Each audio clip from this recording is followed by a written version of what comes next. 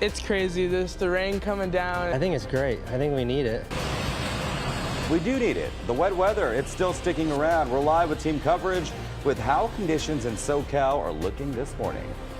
Yeah, I mean, it's a little scary because nobody knows when things are going to move. Landslides, mudslides, and down trees keeping concerns high for some communities. Hear from residents feeling uncertainty when it comes to their safety as the storm damage continues to grow. And let's take a live look outside at a Ew. soggy Santa Monica. Yeah, raindrops all over the camera lens right there. We're going to talk about when you can see the rain come into your neighborhood and also when we'll see some sun again. And I know we have sun in the forecast. What is that, sun? I don't even know what that is anymore. It's been so rainy. It was so hard to get up. It was actually, I don't know about you guys, hard to sleep last night because the rain was coming down so hard at one point. Oh, that's my favorite. Yes, well, that's when I sleep the best too. That's when I sleep. Not me, so sorry you have to deal with me today. That's okay. But yesterday was so much rain. Today we've got more rain.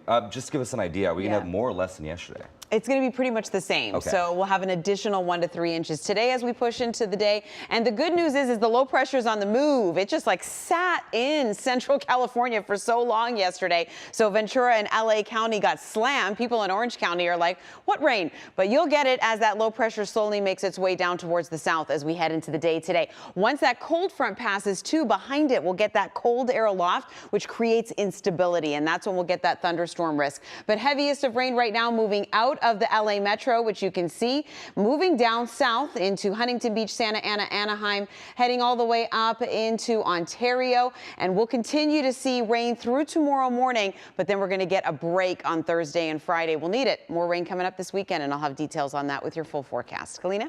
All right, Marina, thank you so much. And as we head out the door, we are taking a look at a couple incidents out there that have been causing some delays throughout the area. So we still have this crash. It's the southbound 55 before the 5. All lanes are stopped right now. We've seen slick conditions for a while with this rain that has moved on through. So you're definitely going to want to take an alternate route this morning as you head out the door. We do have some options for you. You could take the 22 and then hop on the 5. You could also take Newport Avenue or Grand Avenue. Both will help you get around that. But you can also see that we have a crash on the 5 south at Tustin Ranch. Left lane blocked off there. Now in LA, we do have a crash southbound on 5 at Paramount Boulevard. Left lane off limits, and another incident eastbound 91 at Knott. The carpool lane is blocked off. Here's a look at the rest of LA. Look at all those little squares. Those are all incidents that we have, whether they're a crash or some type of stalled car. So I'll keep an eye on all of it for you throughout the morning. We also have flooding reported in the Inland Empire, which I will get to in just a bit. But we do have some breaking news this time out of Encino. One person is dead after a car collided with a street light.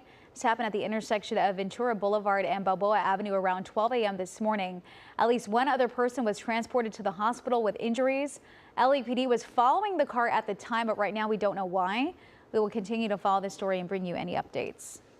The rain, it has been coming down in Ventura where there are high surf and flood advisories in place this morning. And fire crews, they're urging drivers to stay off the roads if they can. Kcal News reporter Cara Finstrom joining us live right now in Ventura with more on the conditions there. Cara, good morning. Good morning. We're just north of the Ventura Pier, and you can hear the ocean really churning up. Take a look. These waves pounding the shore here. A high surf advisory, that is in effect until tonight, and we are talking about seeing waves of up to 16 feet high. That is possible. On top of that, strong rip current, so the National Weather Service urging folks to stay out of the ocean, saying conditions could be life-threatening. The damaging surf, the rain also raising the potential for some significant coastal flooding. And take a look at this. Inland in Ventura County, firefighters have been urging drivers to stay off the roads during this storm. That's if they can, because many streets in the county, like Highway 33 and Casitas Springs, those have been overwhelmed by this latest round of storms. And already saturated hillsides have been breaking apart under the weight of more rain. A bit of a mess in some areas. Yesterday, fire crews raced to shovel away mud and water and to sandbag around some homes to divert the runoff. Also want to give you a look at some trouble spots here like Camp Chaffee Road. Those have been swamped once again. Inches of rain quickly building up, and an evacuation warning went into effect there when the already flooded waters rose right up to doorways. The road not even visible under the feet of muddy water there.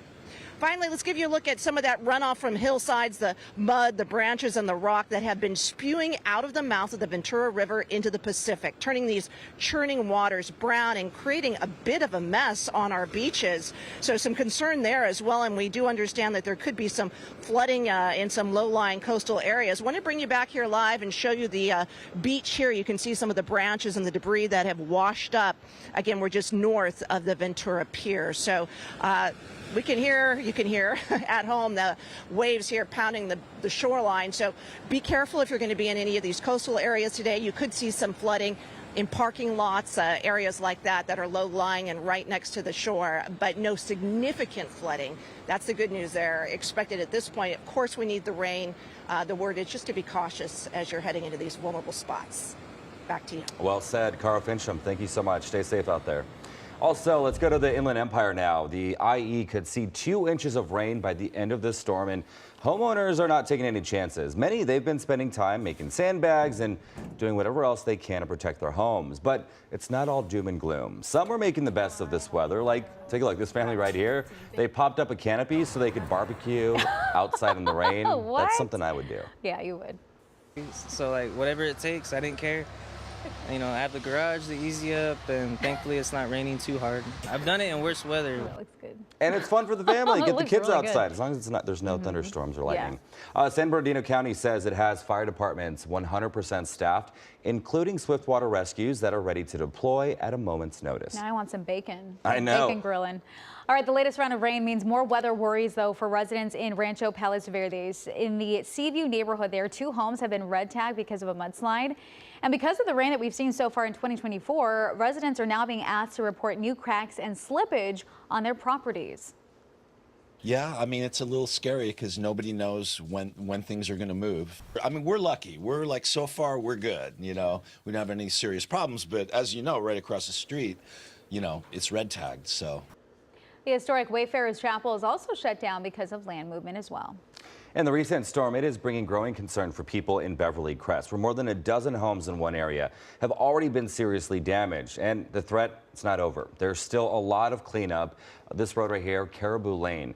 Just 2 weeks ago, the storm brought so much rain, it washed this house off its foundation and forced 3 more to be unlivable. And just recently, the city started tearing down another home that was also damaged. 3 families who are out of their homes, and of course waiting on this recovery effort to be able to get back in and get various degrees of damage repaired.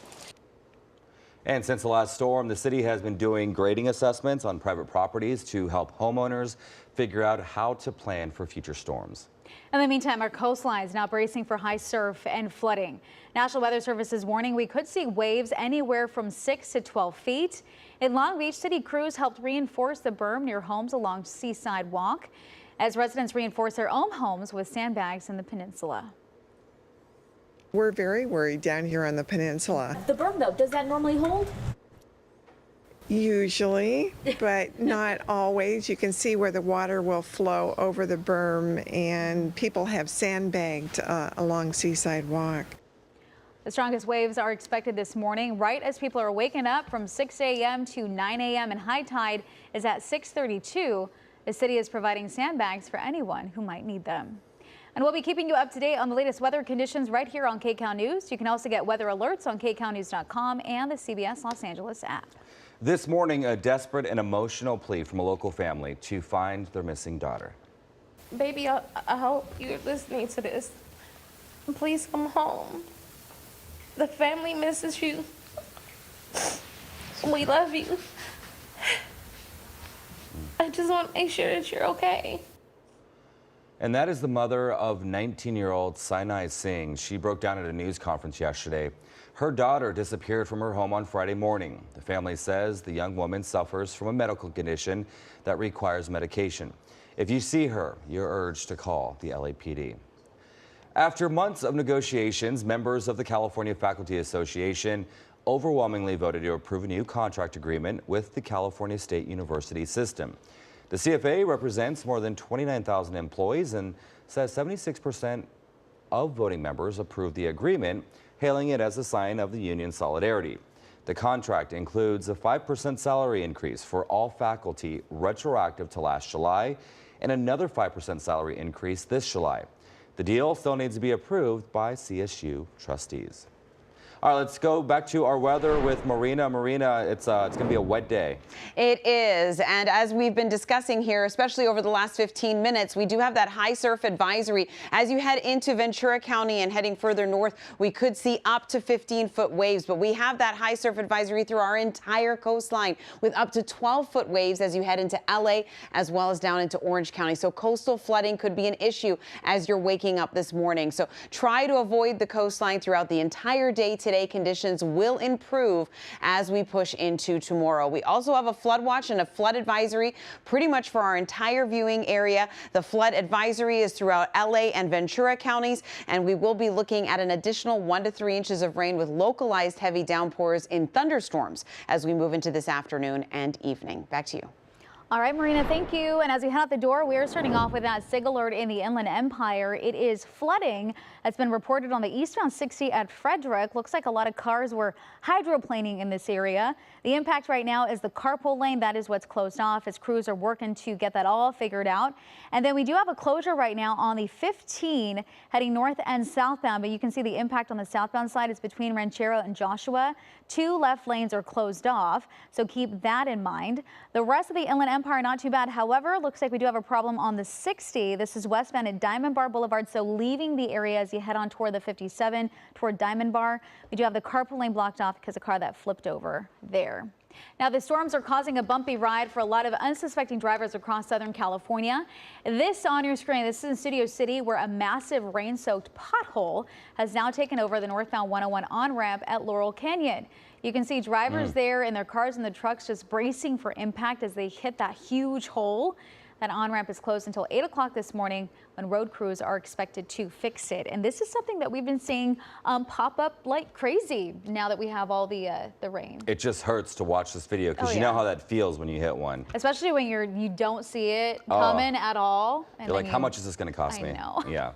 All right, well, 5:11 everyone on this wet Tuesday morning. So the White House, it is now working on a plan of action following the death of Vladimir Putin's top challenger. We've got more on the political fallout just ahead.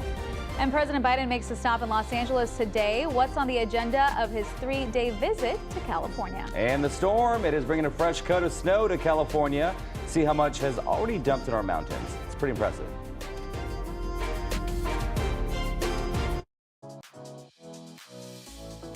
My past history with lawyers, man, I didn't really trust them.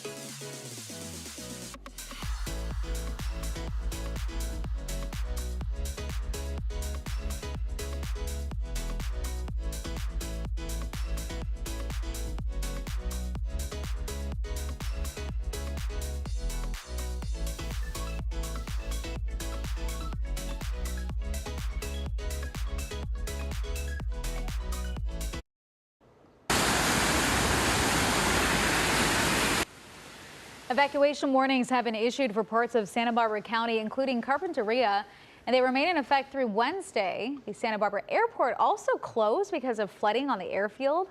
All commercial flights have been canceled. So far, no word yet on when those flights may resume. And our latest storm is pummeling the Golden State with plenty of fresh powder in the Sierra, with snow levels now down to 5,500 feet. Yeah, combine that with gusty winds, and driving through mountain passes in Northern California can actually be downright dangerous.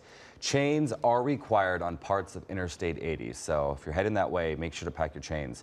Also, monumental snowfall on Mammoth Mountain this President's Day weekend. Mammoth picked up to 10 to 12 inches of snow Sunday night. Wow. Yeah, that makes the resort's total 212 inches.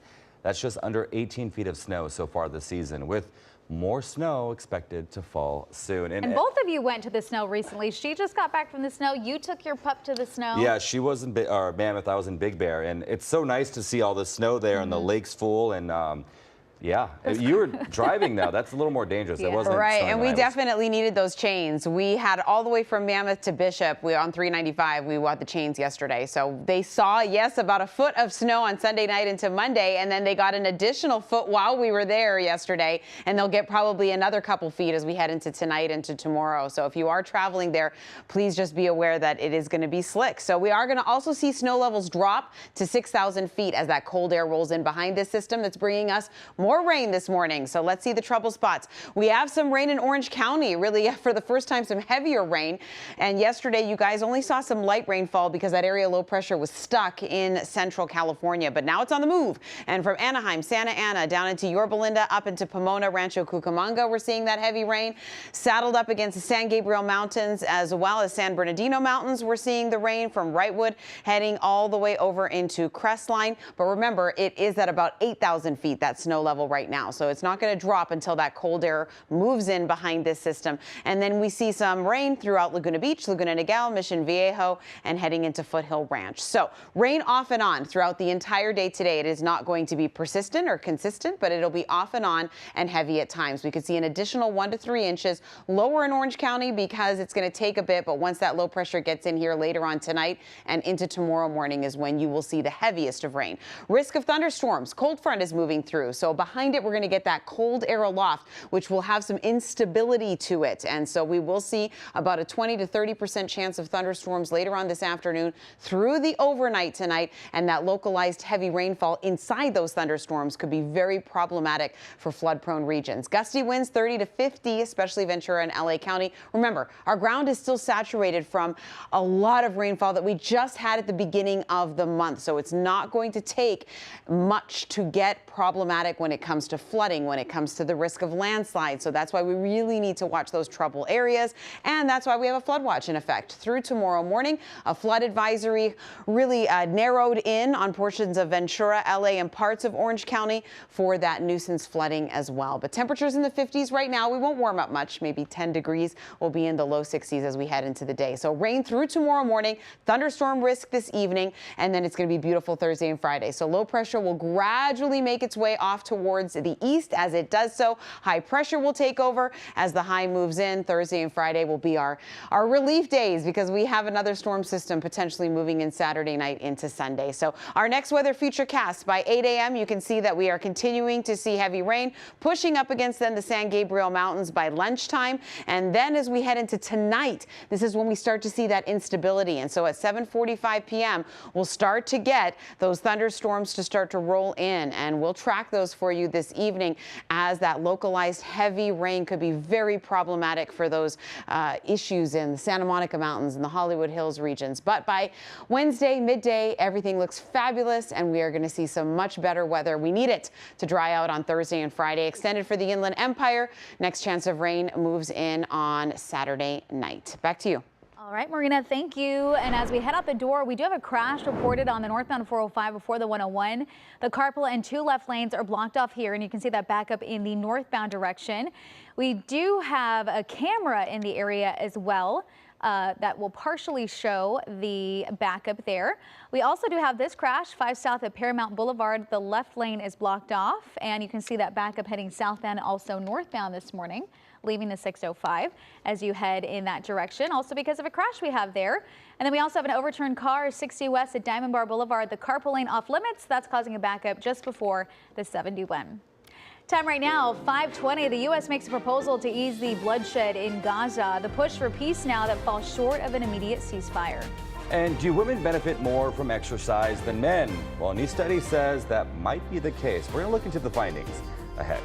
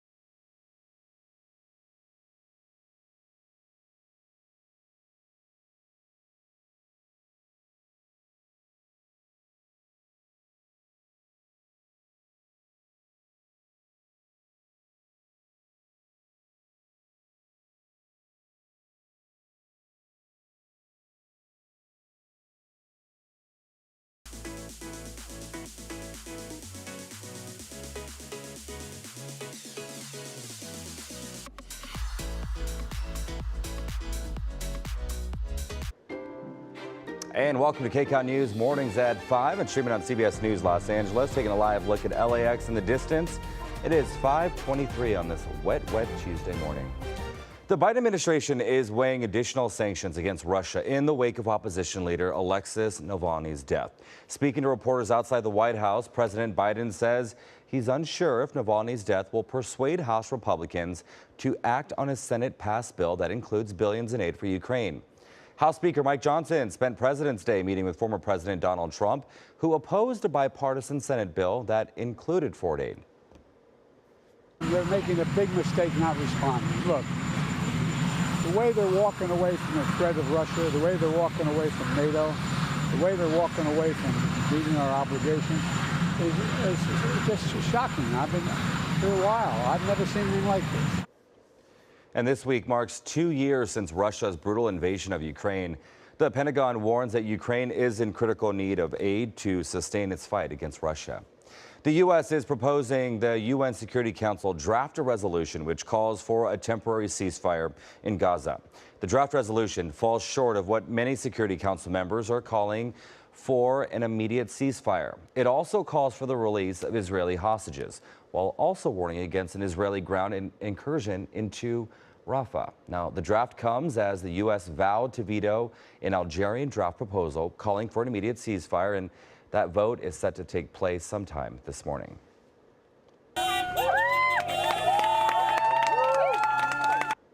And here locally, protesters braved the rain outside the Brentwood home of Vice President Kamala Harris yesterday. They, too, are calling for a ceasefire and also an end of military aid to Israel in the ongoing Middle East conflict.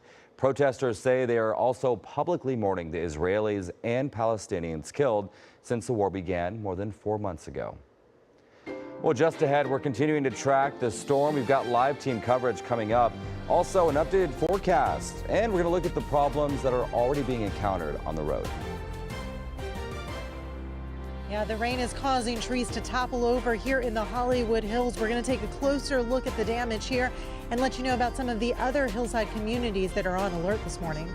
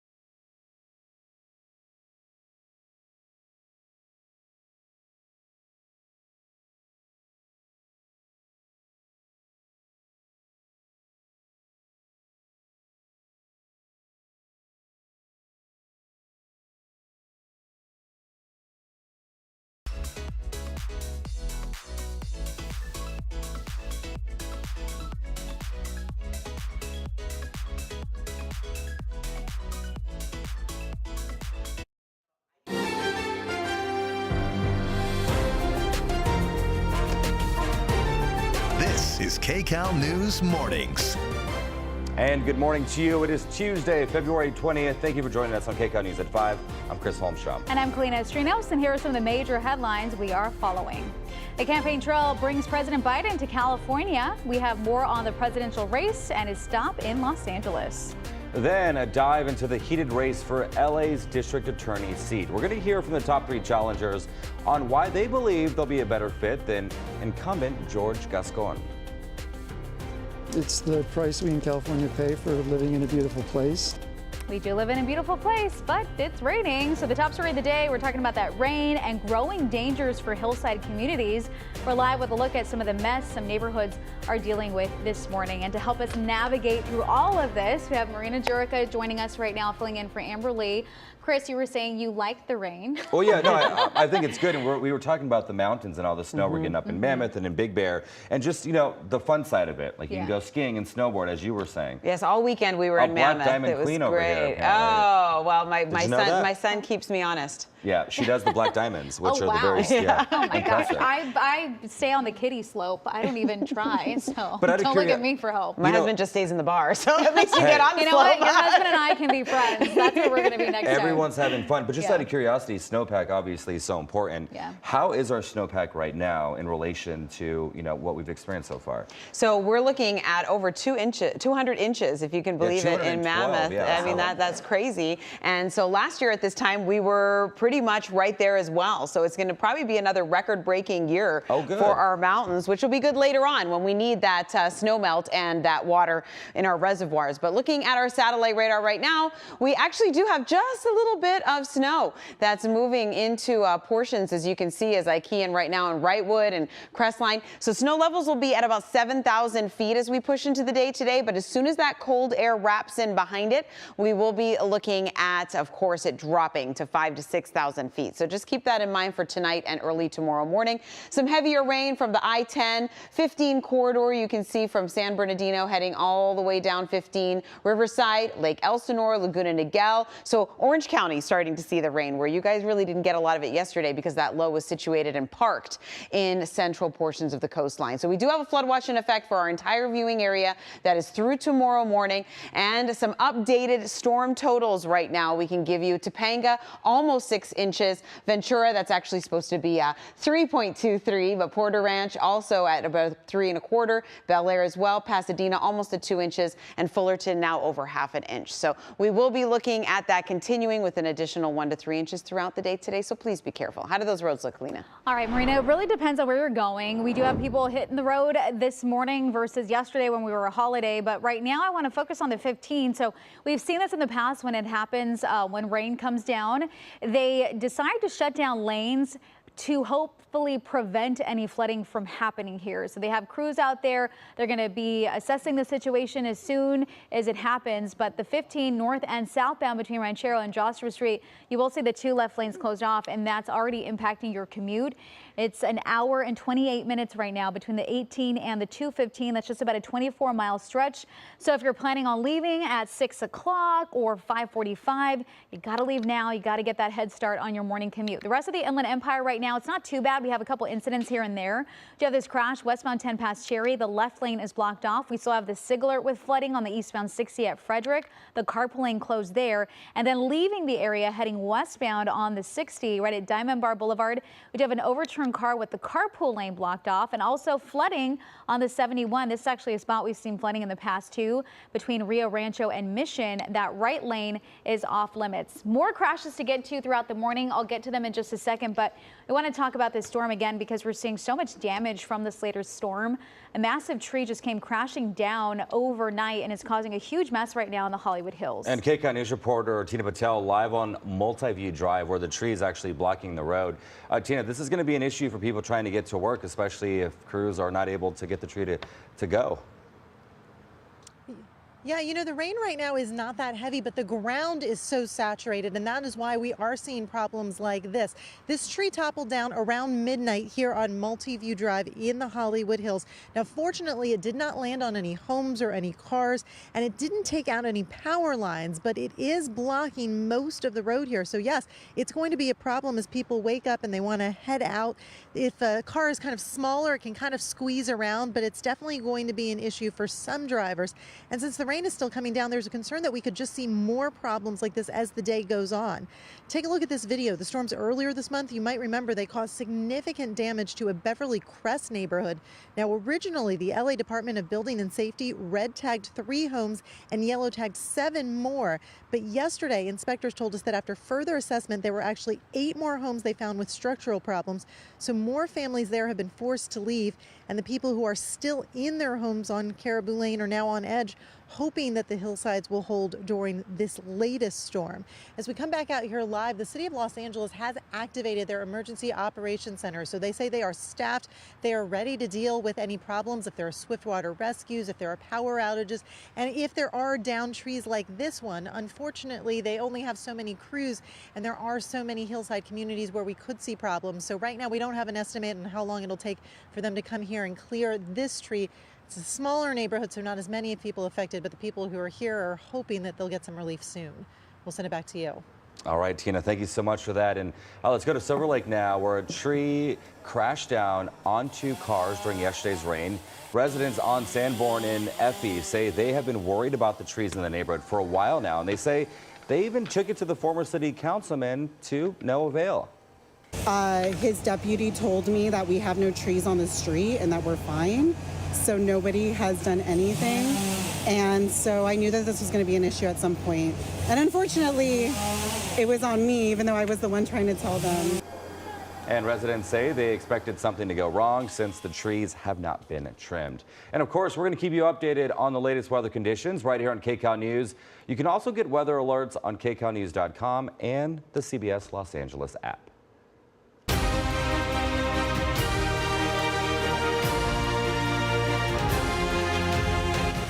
President Biden returns to LA today, beginning a 3-day swing of California fundraising. This marks the third time since December President Biden has come to Southern California to bolster his re-election funds. The presidential trip will include a fundraiser at the home of media mogul Hayam Sabin, and President Biden will round out his trip with money-making stops in Los Altos and also San Francisco. Republican presidential candidate Nikki Haley is holding campaign events in South Carolina before the state's Republican primary on Saturday. Polls show her trailing by double digits in her home state against former President Donald Trump.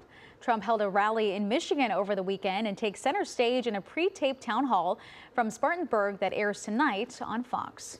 4 candidates in the race for the California Senate seat are facing off today. They are Congressional Representative Adam Schiff, Barbara Lee, Katie Porter, and retired professional baseball player Steve Garvey.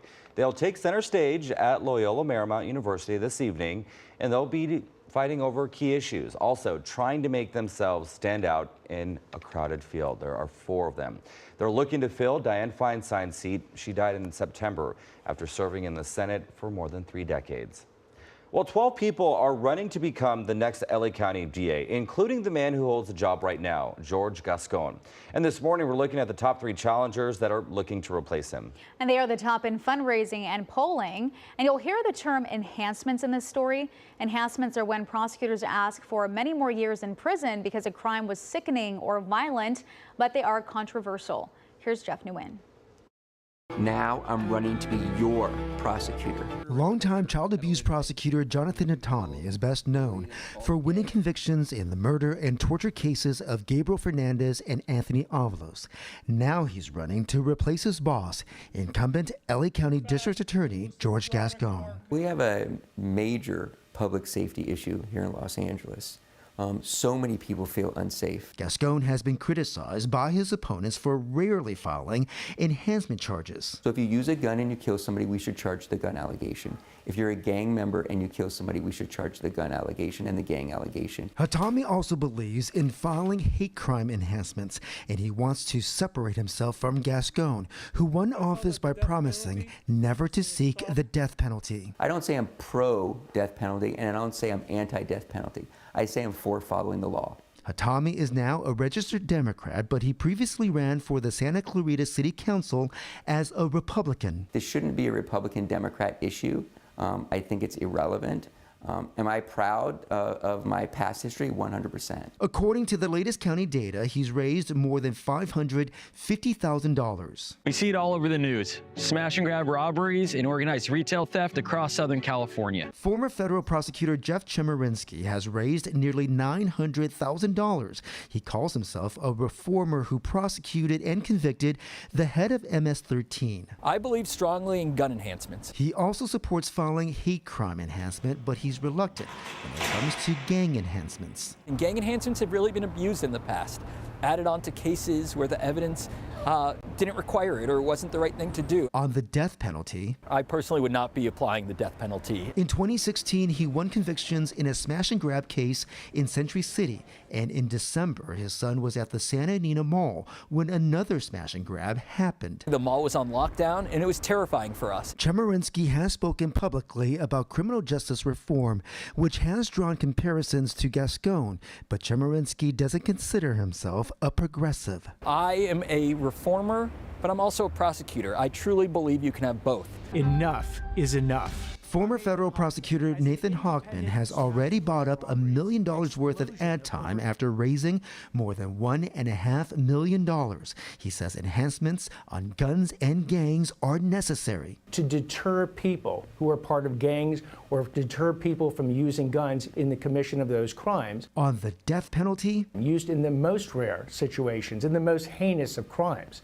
As long as it is part of the law and as long as I've sworn to uphold the law, it will be considered. Hochman switched his party affiliation to independent after a failed run for the California Attorney General's office as a Republican. I have been absolutely consistent when I ran as a Republican, and quite candidly, now that I'm running as an independent, as a district attorney, that none of those positions have changed. A recent poll from researchers at USC, Cal State Long Beach, and Cal Poly Pomona found 51% of those surveyed disapproved of George Gascon's job as DA. Jeff Nguyen, Kcal News. It's going to be interesting to see what happens there. Kcal News is your source for election coverage. For more information on all the big races and ballot issues, go to kcalnews.com/voter guide, or you could scan the QR code on the screen. Of course, we'll be running that code throughout the day. 541, everyone. So to come, a mega merger is in the works for Capital One and Discover. This is a big story. We've got details on the $35 billion deal and how it could impact banking. Plus, does exercising on the weekends burn more fat? And why women may benefit more from exercise than men. See what the new fitness studies are revealing. And NASA is getting ready for human exploration on Mars, and they need your help. See if you have what it takes to embark on its one-year mission. Next. And we have a look at Orange County this morning. You can see some red building on the map. We have a signaler with an overturned car southbound side of the 5 at Culver. The carpool and left lane blocked off there, causing a pretty heavy backup through that stretch. Also, the 22 west for Valley View, the carpool lane is also off limits. And that makes sense, Kalina, because we are seeing some heavy rain throughout Orange County right now. I'm tracking how much more we're going to get before this system moves out. Stay with us.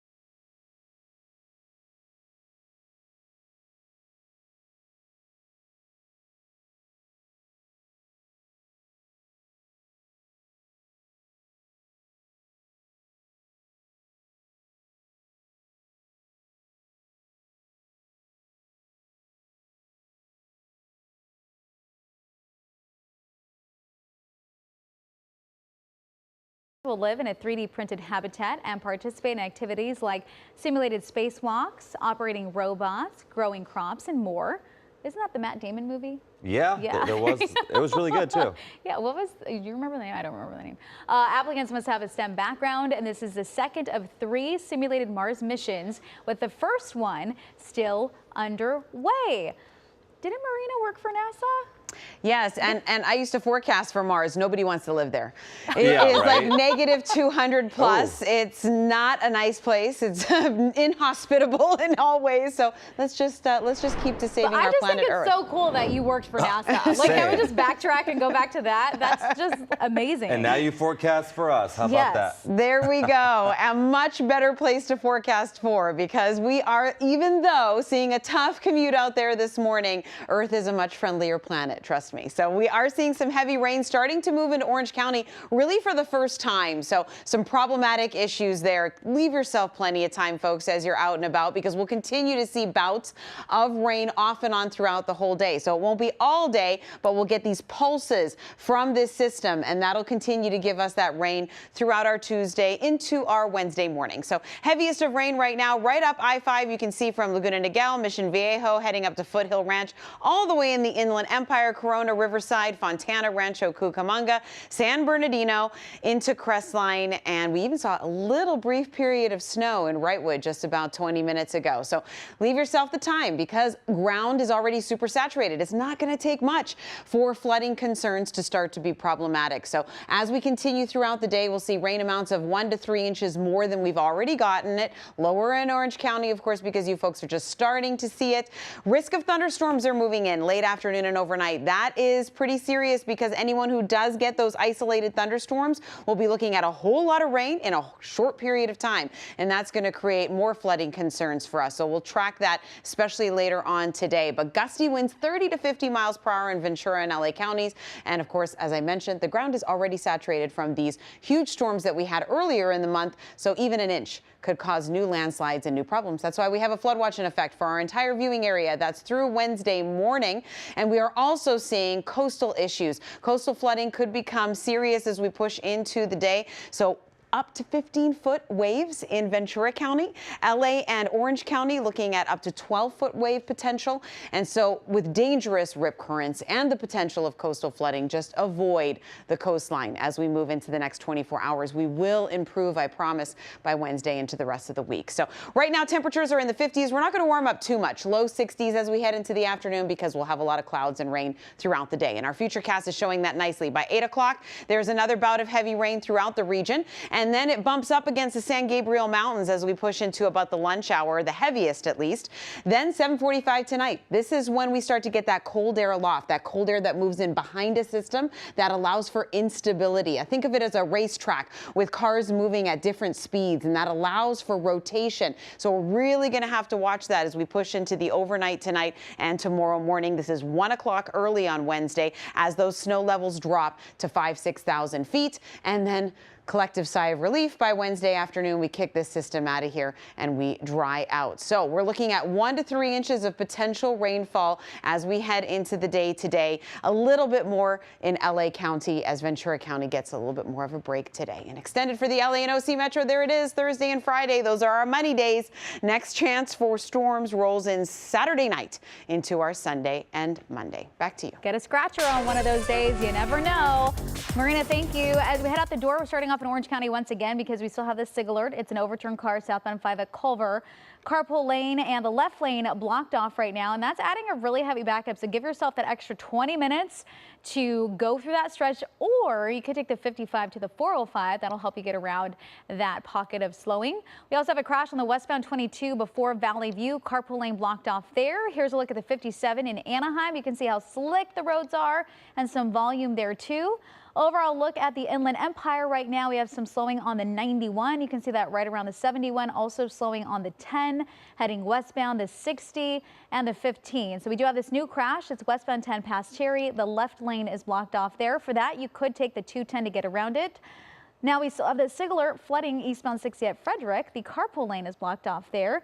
And we have some flooding prep. So in anticipation of possible flooding on the 15, crews there have now shut down the 2 left lanes on the north and southbound sides of the 15 between Ranchero and Joshua Street.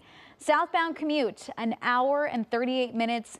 So leave early. Give yourself that extra 30 to 45 minutes to plan your ride.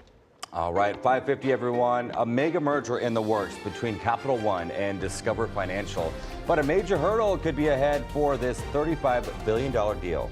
And a different merger in the snack department combining 2 iconic treats. We'll bite in the story coming up. And as we No, I want you to talk about gas prices. Okay, gas prices. Let's talk about it. Ventura County, $4.83. LA County, $4.81. Orange County, $4.77. The cheapest gas right now, it is the IE, $4.71. I have to talk about gas and traffic all day. You can do it.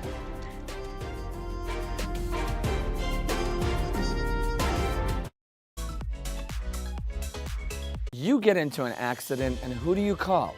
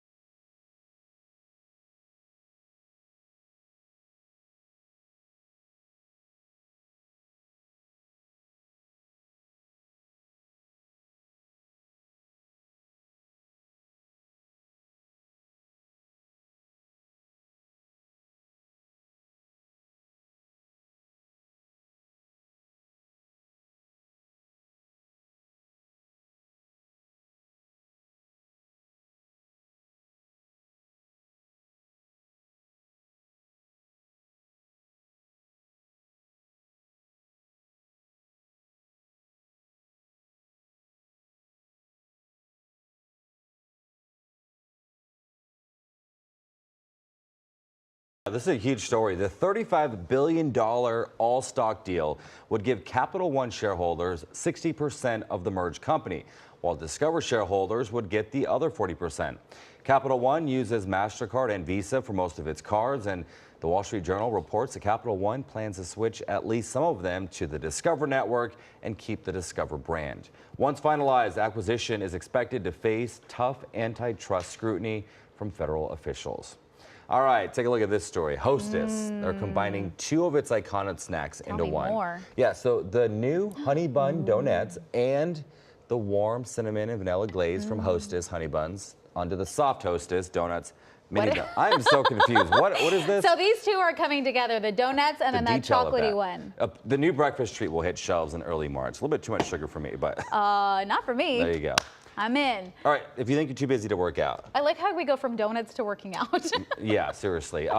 It's not necessarily a problem if you're too busy to work out. Okay, so research is now showing that training hard on the weekends can make up for lack of exercise during the week. I love this. Okay. I'm so excited. Summertime fine. I'm coming for you. There you go. This new study published in the journal Obesity found no significant difference between those who did that time over the week and then the so-called weekend warriors who did it all on Saturday and Sunday. Researchers analyzed body fat on more than 9,600 people ages 20 to 59, and they found that weekend warriors and those who exercise regularly had lower belly fat, smaller waist as well compared to those who did not exercise. Good to I know. worked out so hard on Saturday, and I felt like that was the best workout I got compared to the week. Because So you I'm probably gonna were able to officially be- sleep and you weren't Yes. tired, and I'm officially a weekend warrior. there you go. There you go. Okay, so everyone knows exercise is really great for you.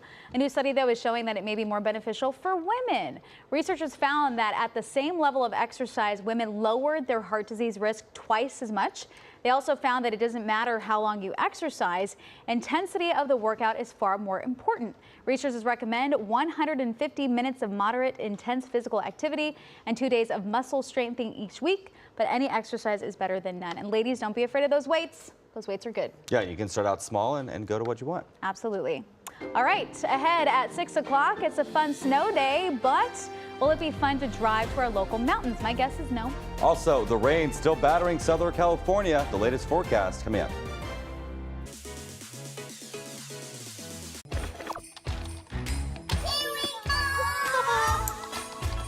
Looks blue.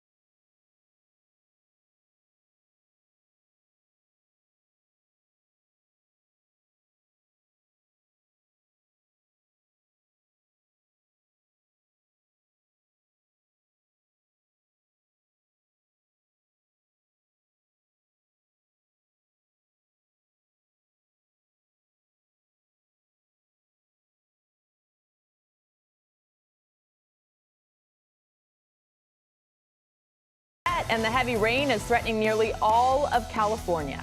We're talking from landslides, flooding to trees toppling over. We're waking up to new damage.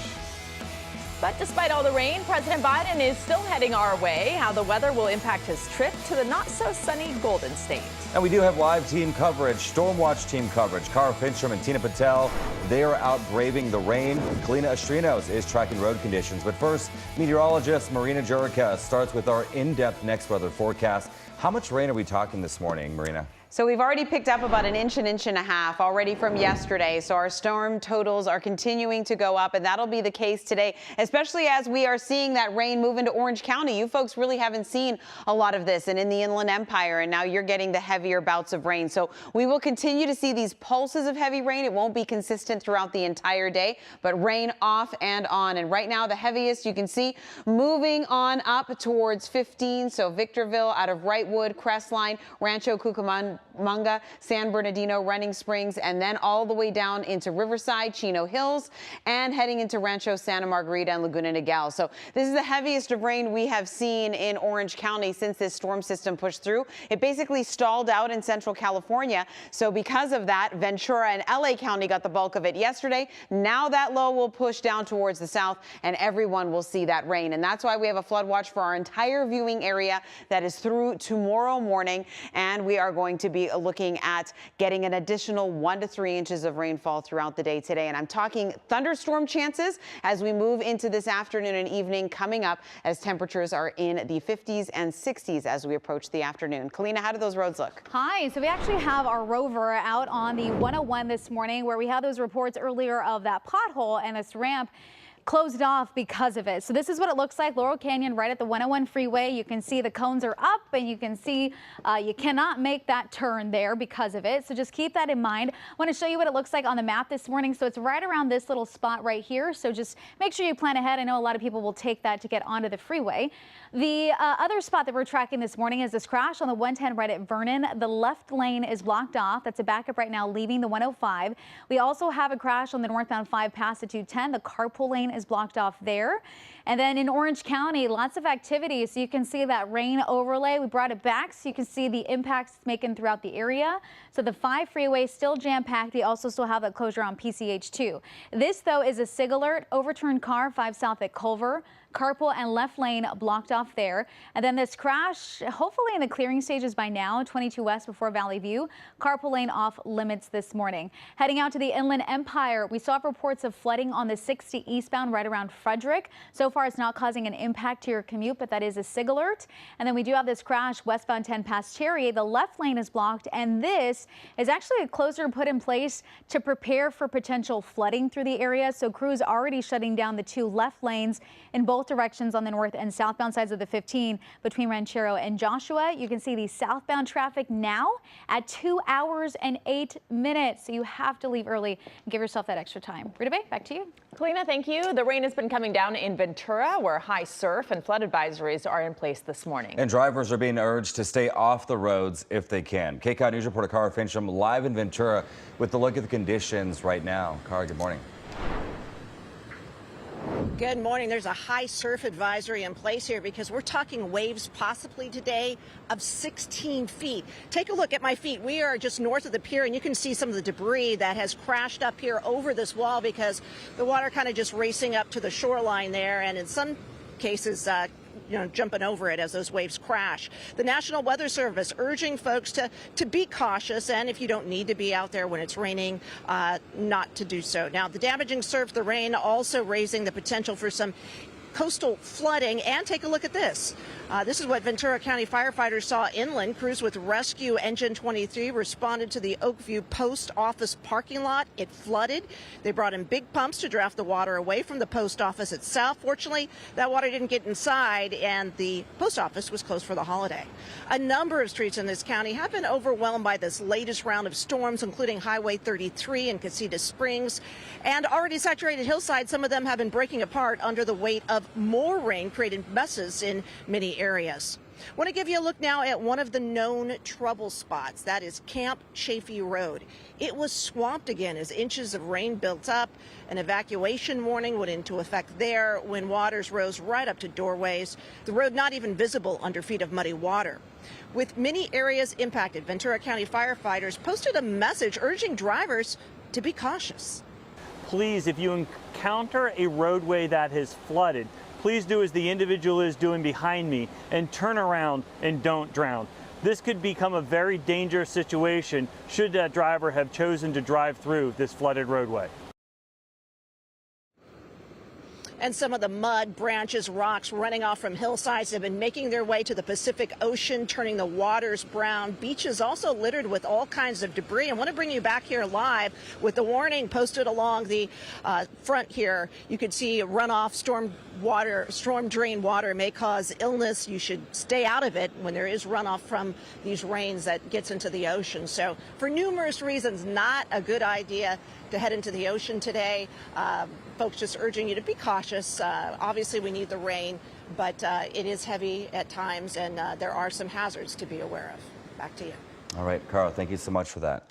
And the latest storm still packing a punch, causing trees to topple over from the already saturated ground. Kcal News reporter Tina Patel is live in the Hollywood Hills with a closer look at some of the damage there. Tina. Yeah, you know, the rain right now is actually not that heavy, but it's not how heavy the rain is. It's the fact that it does keep coming onto ground that is already saturated, and that is what is causing some of these trees to topple over. This one here on Multiview Drive, it happened around midnight. It came down this one tree onto the street. Now, fortunately, there was no one around at the time, so no damage to any homes or cars, and it didn't actually take out any power lines, but it is blocking a big part of the road. We've seen a few drivers kind of edge their way around this morning, but it is definitely going to slow some drivers down as they head out on their morning commute. And unfortunately, because it is still raining, there's a possibility that we could see more trees come down. Take a look at this video. The storms earlier this month, you might remember, they caused significant damage to a neighborhood in Beverly Crest. Originally, the LA Department of Building and Safety red tagged 3 homes and yellow tagged 7. But yesterday, inspectors went back out to that neighborhood and they told us that upon further assessment, there were actually 8 more homes that had structural problems. So more families have been forced to leave there, and the people who are still in their homes on Caribou Lane say they're on edge because they don't know exactly how much rain we'll get with this next storm and whether the hillsides will hold. Now, as we come back out here live, the city of Los Angeles has activated their emergency operations center. So they say they are staffed and ready for whatever comes as the day goes on. They have crews that are ready if there are any swift water rescues, if there are any power outages, and they all are going to be responding to downed trees. Unfortunately, we have seen a number of them come down across the city, and so that's why there right now is no timeline on when they will be able to get to each one and clear the roads. Fortunately, as we said, we've seen some drivers able to skirt around this one, but definitely as you're heading out this morning, no matter where you live, just give yourself a little extra time and be cautious because we don't know exactly what's happened in those overnight hours. We'll send it back to you. Good advice. Definitely not the only one out there. Tina, thank you. And our Stormwatch team coverage continues. Our Rick Montanez will be bringing us the conditions in the Inland Empire. That's ahead at 6:30. But for now, you can check out our website, kcalnews.com, for the very latest. President Joe Biden returns to LA today to kick off a 3-day swing of fundraising in our state. This will be the 3rd time since December the president has visited the Southland to bolster his re-election funds. The trip will include a fundraiser at the home of media mogul Hayam Saban, as well as stops in Los Altos and San Francisco. Well, meantime, the president says he is considering additional sanctions against Russia in response to the sudden death of opposition leader Alexei Navalny. He also says House Republicans are making a, quote, big mistake by not passing additional aid for Ukraine in its fight against Russia. Kcal News reporter Jared Hill joins us live from New York with the latest. Jared. Yeah, Rudy Bay and Chris, President Biden is hoping that Navalny's death will nudge House Republicans to pass more aid for Ukraine.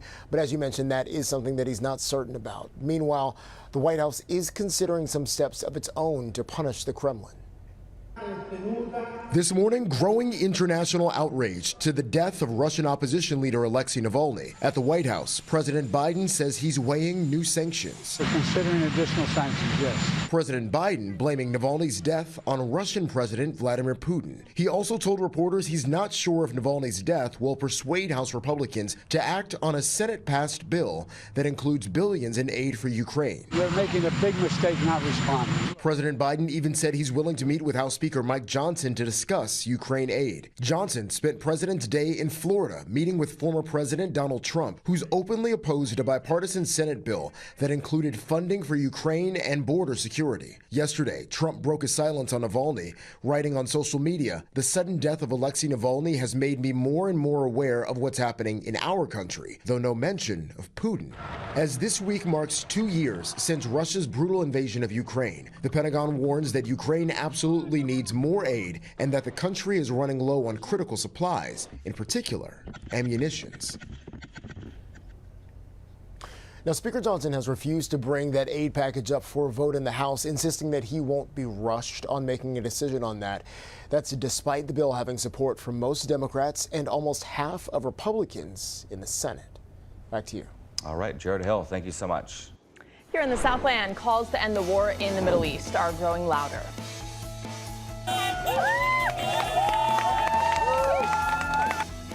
Protesters gathered in the rain outside the Brentwood home of Vice President Kamala Harris yesterday, calling for a ceasefire and an end to military aid to Israel.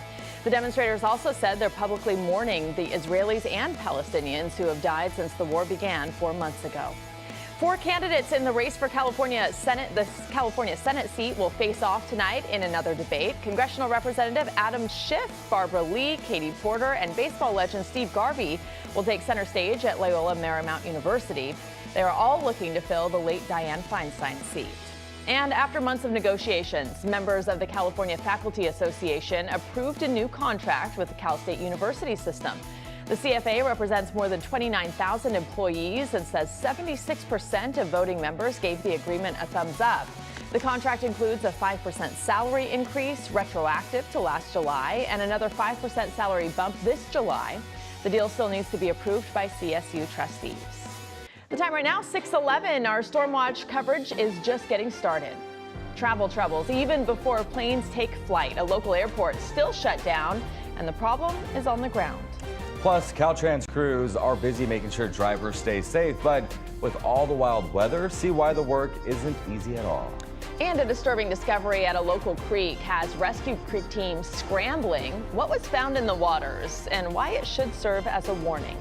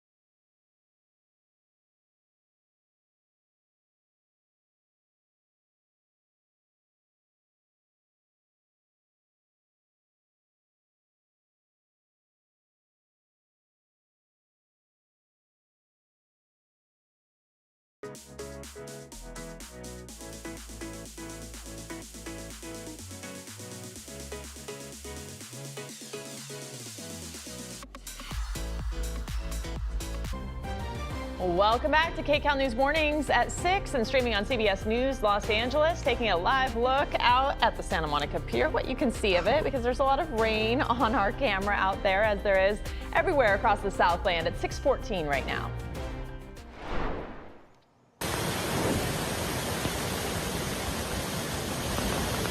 We are seeing more flooding, and the storm isn't done yet. Take a look at this video shared by the Montecito Fire Department. Roads are underwater, and the swollen San Ysidro Creek is raging after the latest in a wave of atmospheric rivers. A flood advisory remains in effect with more rain on the way. The airport in Santa Barbara nearby is still shut down this morning because of flooding on the runway there. The airport canceled all commercial flights yesterday, and the terminal is closed as well. So far, staff haven't said when they'll be able to get it back up and running. This is the second time in 2 weeks the airport has been shut down because of flooding. And heavy rain also triggering a flash flooding in Northern California. The Sonoma County Fire District posted this video of a flooded road in Windsor and put out a safety reminder to turn around, don't drown. They say never drive across barricades and onto closed or flooded roadways. And the storm is hitting the Bay Area pretty hard. Drivers on a major highway didn't just have to worry about hydroplaning, and we were talking about that a little bit earlier, but some of them had to dodge a massive tree as well. Yeah, yesterday really bad, but take a look at this. In the Bay Area, gusty winds pushed a tree across all 4 southbound lanes of Interstate 280, bringing traffic to a halt as a crew rushed to cut it up and haul it away. Eucalyptus trees like this one, they are a big problem heavy weather. We've seen that here because their root system is so shallow. Caltrans has been racing from one trouble spot to the next during this storm. Right now, our crews are working 12-hour shifts, pretty much looking for those road hazards, cleaning out those pump drains, making sure that our pump houses are able to withhold all that water that we're receiving across our highways. And we're also just trying to make sure that our highways are safe for motorists. And Caltrans' top priority is the safety of drivers and their own crews working in wet and gusty conditions. And I mean, we got so much rain yesterday, and apparently we're going to get as much rain as we did yesterday today. All right, Marina, is that true? Yes, we are continuing to see that rain, and it'll actually get heavier this evening as we head into tomorrow. So we'll be getting just a little bit of moisture here and there, and as we keep pumping into that atmospheric river, as that actual cold front pushes through later on this afternoon and evening, that's when we have that thunderstorm risk where we could see that localized heavy rainfall, and that'll be problematic on that supersaturated ground. Right now, this has been a wave that we have seen. It started at about 3:30 this morning, gradually in Ventura, LA County, and now shifting down into Orange County. But along I-15, we're seeing some rain from Victorville all the way down into Crestline, Rancho Cucamonga, and San Bernardino, where the 10 and the 215 meet, all the way down into Lake Elsinore through Rancho Santa Margarita and Laguna Niguel. And really for the first time, as we saw this storm system push through yesterday, first time Orange County is starting to see that heavier rain. And that's why we have a flood watch in effect for pretty much our entire viewing area through tomorrow morning. We're not going to see rain all day today, but we will see heavy rain from time to time that'll pulse into our region that's stemming from this cold front that's making its way through our neck of the woods. So high temperatures this afternoon are going to be in the upper 50s, low 60s, only a few degrees warmer than where we are at right now. And highs today, as we shift into the extended, you can see that we are looking at temperatures that will move from the low 60s, and then gradually, we will start to warm things up and things will improve as we push into the rest of the day. But here's what we can anticipate as we move into our day tomorrow. Rain off and on. We could see an additional 1 to 3 inches, a little bit lower in Orange County just because you guys had a later start. Now, here is that risk of thunderstorms that'll start late afternoon into the overnight. The reason for that is because the cold front will push through. We will see that rotation of cold air aloft off behind the system. And I like to usually say it's just not only we've got that instability to think about, it's like basically cars on a racetrack that are on opposite sides of the track going at different speeds. So because of that wind speed that is different, we see a little bit of that rotation start. So we're going to have to watch for an isolated chance of rotation as well as water spouts as we move into especially late tonight, overnight into early Wednesday. So we will keep you posted on that. But gusty winds 30 to 50 in Ventura and LA County. And it's not going to take much with that flood watch in effect. If we can get even an inch of rain in some of these trouble spot locations, it could create not only flooding, but then also a big concern for those landslides. So 8 to 12-foot waves possible throughout Ventura County, up to 10-foot waves. So coastal flooding in both LA and Orange County could become problematic as we move into the day. Rip currents dangerous. Just avoid the coastline as we move into our Tuesday. It will improve. Low pressure will gradually move off towards the west. As it does so, high pressure will take over. Collective sigh of relief because Thursday and Friday look nice and dry. In our future cast, you can see that we are going to continue to see by lunch hour today, especially in the San Gabriel Mountains, a lot of heavier rain. Rain continues through tonight, and then here comes that chance for thunderstorms as we move into early Wednesday morning, and then things looking a whole lot better as we head into our Wednesday and Thursday and Friday, which we can see nicely here on our extended for the LA and OC Metro. So we got to get through the next 48 hours, Kalina, but it's going to get better after that. I believe you. I definitely believe you. So as you head out the door, because of all the rain and the consistency that we'll see throughout the day, just got to leave early. Give yourself plenty of time because compared to yesterday, we had a holiday, right? Today, I'm seeing several issues pop up. So this is actually a preventative measure by crews out here. So north and southbound 15 between Ranchero and Joshua, you have 2 left lanes closed off in case of flooding. So they just decided to do that entirely. Southbound side will take you an hour and 29 minutes to get through. That's between Bear Valley and Ranchero this morning. Once you get past that, this is what the rest of the Cajon Pass looks like. This is our 15 freeway camera right around the 138. Some volume there and definitely some slick conditions. And then as we take a look here, the 91, this is heading westbound. That is slowing down right now away from Corona into Orange County. We still have this crash westbound 10 past Cherry as well. The left lane blocked off and leaving the area. We have an incident on the 60 right at Grand, middle lane off limits. That's causing a delay from just before the 71. Chris, back to you. All right, Kalina, thank you. 621 now. Weight loss drugs can do more than just shave pounds. It turns out they can actually cut your bills too. We'll explain the connection just ahead. But first, wild weather means a snow day up in our local mountains, but it's not all fun. What you need to know before heading up the slopes. Also, here's a live look at Huntington Beach where the waves are starting to pound the pier. We have more on this storm when we return. I'm living high bounce like a gas spring. I know a couple things we can exchange.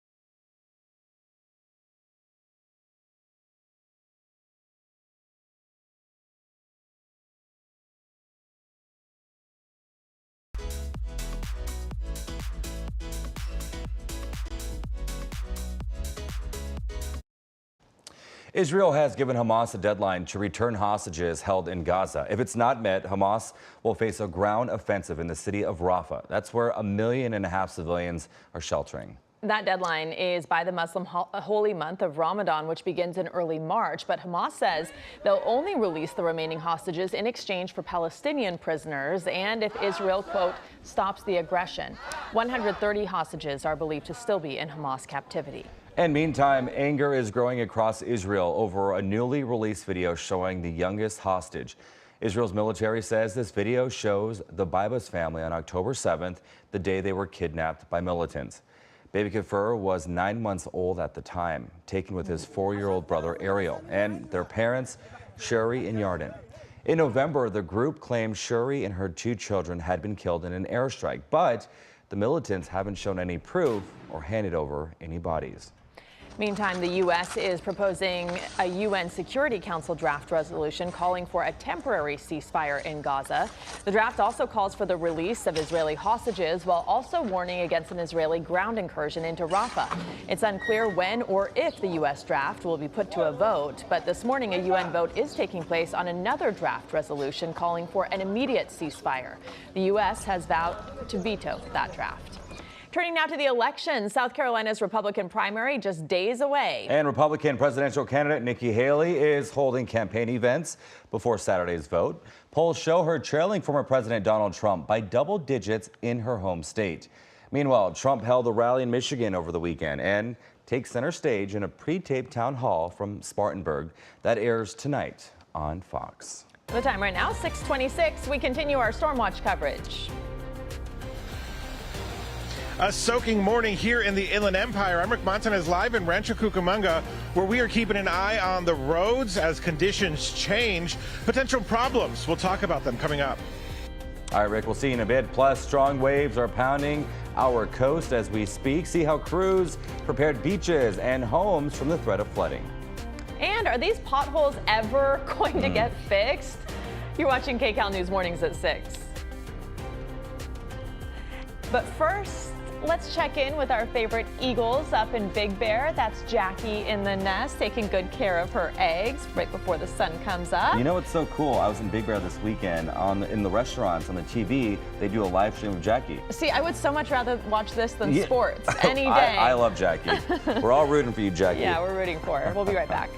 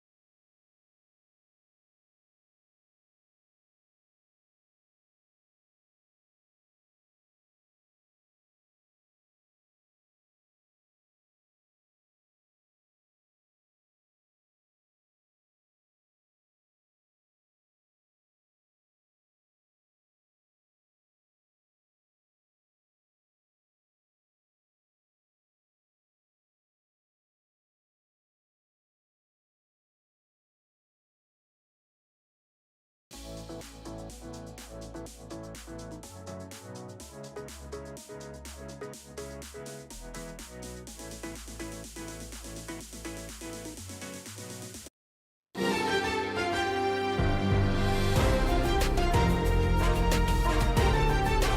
is Kcal News Mornings. Good morning. Today is Tuesday, February 20th. I'm Rudabe Shabazi. And I'm Chris Holmstrom. Here are some of the stories we're tracking this morning.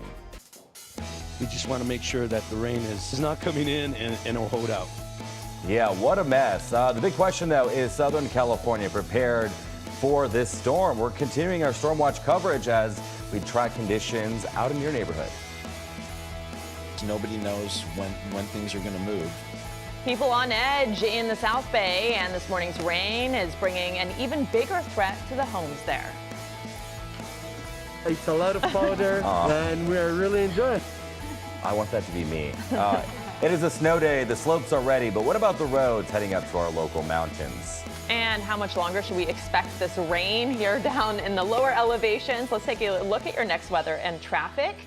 We have Marina in for Amber this morning and Kalina watching the roads. A lot more than yesterday because it was a holiday. Yes, and we're seeing so many cars and drivers just lose control. I don't know about you guys, but you got to keep your hands on the wheel. I hydroplaned yesterday on the 101. That's what's popping up a lot. And I'm like, okay, I'm going to go way slower. Yeah. So and Orange County getting its first bout of real heavy rain today, and that's where we're seeing a lot of the problems too. But I'm very concerned about the thunderstorm risk later on this afternoon and evening because we could see heavy rain in a very short period of time, and we also have a chance for some rotation as well. So we're going to really have to watch behind this system as we get that cold air aloft, and it creates instability throughout our region. So our satellite radar right now is showing we've got the heavier rain shifting south. So what happened is low pressure basically stalled out in the central part of California and now is just inching its way slowly down towards the south, so that Orange County and Inland Empire are starting to get a little bit of that heavier rain. You can see anywhere from San Bernardino all the way up to Victorville, and we are seeing a little bit of snowfall as well. That's popped up in Wrightwood as well as in Crestline,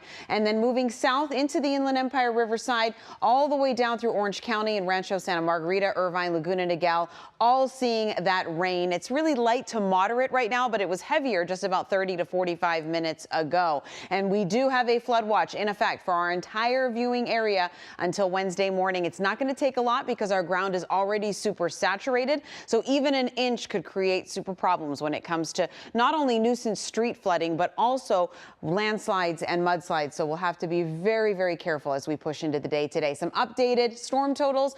Topanga at almost 6 inches, almost at 4 1/4 in Ventura, 3 1/4 in both Porter Ranch and Bel Air. Pasadena at over 1.5 inches. Fullerton coming in at 1/2 inch as Orange County starts to catch up. 1 to 3 inches possible more today. I'm tracking where we'll see the biggest risk for those thunderstorms coming up. Kalina, how are the roads? Hi, good morning. So you mentioned Orange County getting that rain right now. I have a map of Orange County and also a camera to show you of that rain in our next traffic system this morning. So as you head out the door, this is a look at the orange crush. It's the 5, the 57, and the 22. And you can see volume out there, but also just how slick and gloomy it is out there this morning. We also have the overlay, our rain overlay on the map this morning, showing you what Marina was just mentioning about the storm system heading on through. You can see the impact throughout the Orange County area. Zooming in on the flooding that we're seeing north and southbound PCH between Sea Point and Warner. The road is closed there. And then we also have a crash on the northbound 5 at Alicia Parkway, now on the shoulder, but a backup as you approach. Another big problem this morning is some flooding prep that crews are doing right now. So they have 2 left lanes closed. North and southbound sides of the 15 between Ranchero and Joshua Street. That commute now southbound is 1 hour and 37 minutes. This is just an 8-mile stretch. So if you're planning on leaving at 6:45 or 7 o'clock, leave now to make sure you get there. You'll still be late, but you'll get there relatively in better shape. Chris, back to you. All right, Kalina, thank you so much. We do have some breaking news. This is out of Encino. Oh. Yeah, take a look at this. One person is dead after this car smashed into a traffic light. Fiery explosion for sure. You could see officers at the scene working to put out the flames. This happened at the intersection of Ventura Boulevard and Balboa Avenue just around midnight. Traffic has been closed in both directions. We do know at least one person was taken to the hospital. The LAPD was following the car at the time, but it's still unclear why this car caught on fire. Of course, we'll bring you any updates on this story as soon as we get them. But that video, very intense for sure. All right, the Inland Empire is waking up to a fresh round of rain. Kcal News reporter Rick Montanez is live in Rancho Cucamonga with a look at the conditions there. Rick. Yeah, Rita Bay, Chris, good morning. It is a soaking kind of a morning here in the Inland Empire. We are in Rancho Cucamonga, as you mentioned, right here. This is Foothill Boulevard. You can see soaking wet for these cars, these drivers who are heading out on their morning commute. We are right off the 15, so if you're familiar with the area, this is just south of Victoria Gardens. But this is an area that is expected to get a lot of rain today, especially early on with this first band of rains that's coming through here that Marina was talking about this morning. And so this area, as well as Ontario and Rialto and Fontana, on this side of the Inland Empire, expected to get a lot. We can show you video of some of the preps that people were doing late last night trying to get ready. And, you know, really the concern is for the potential of flooding, as we've talked about all across Southern California during this storm because of all the past storms that have brought lots of rain to the area. We know the ground is saturated, so some homeowners are doing what they can to get ready. That includes getting sandbags and just putting them outside their property and their homes to keep water away, trying to divert water either off their property or directly out of their homes. We talked with one man who says he's concerned that water could come inside. You know, they're predicting it 2-day rain and next week, so we just want to make sure that the rain is not coming in and will hold out. I'm pretty safe now after all the preparations that we've done in the past. And that's the thing, a lot of these people really just have to get prepared and then wait and see what happens. We're not expecting any real serious heavy downpours just yet. You know, we've been talking about just more rain coming in, but the problem is because we've already had so much rain to begin with, that we could see problems with potential for mudslides, for roads flooding over as well. We were checking some of the creeks that run through Rancho Cucamonga, and they look to be at decent levels. So at this point, it's really just a slick morning commute that you're going to be dealing with unless we start to see some of the heavier rain come in. But as Marina mentioned just a few moments ago, it was heavy earlier and it's lightened up a little bit. So just be careful when you head out on the road. Some of these problems may pop up and you may not be aware that they are there until it's too late. Live in Rancho Cucamonga, Rick Montanez, Kcal News. Okay, glad there's a little break at least. Rick, thank you. A deadly discovery in a creek in Santa Barbara after a swiftwater rescue team recovered a body from the water. The team responded to the scene after a CBS News crew spotted the body. Police have not released the woman's identity, and firefighters tell us it is too soon to say how the woman died or if it is weather-related. I'm Cara Finstrom in Ventura County, where a high surf advisory will be in place until tonight. Let's give you a look at the churning ocean. Waves of up to 16 feet high are expected. On top of that, strong rip currents. So the National Weather Service is urging folks to stay out of the water. With the rain still coming down, some coastal and inland areas have also been dealing with flooding.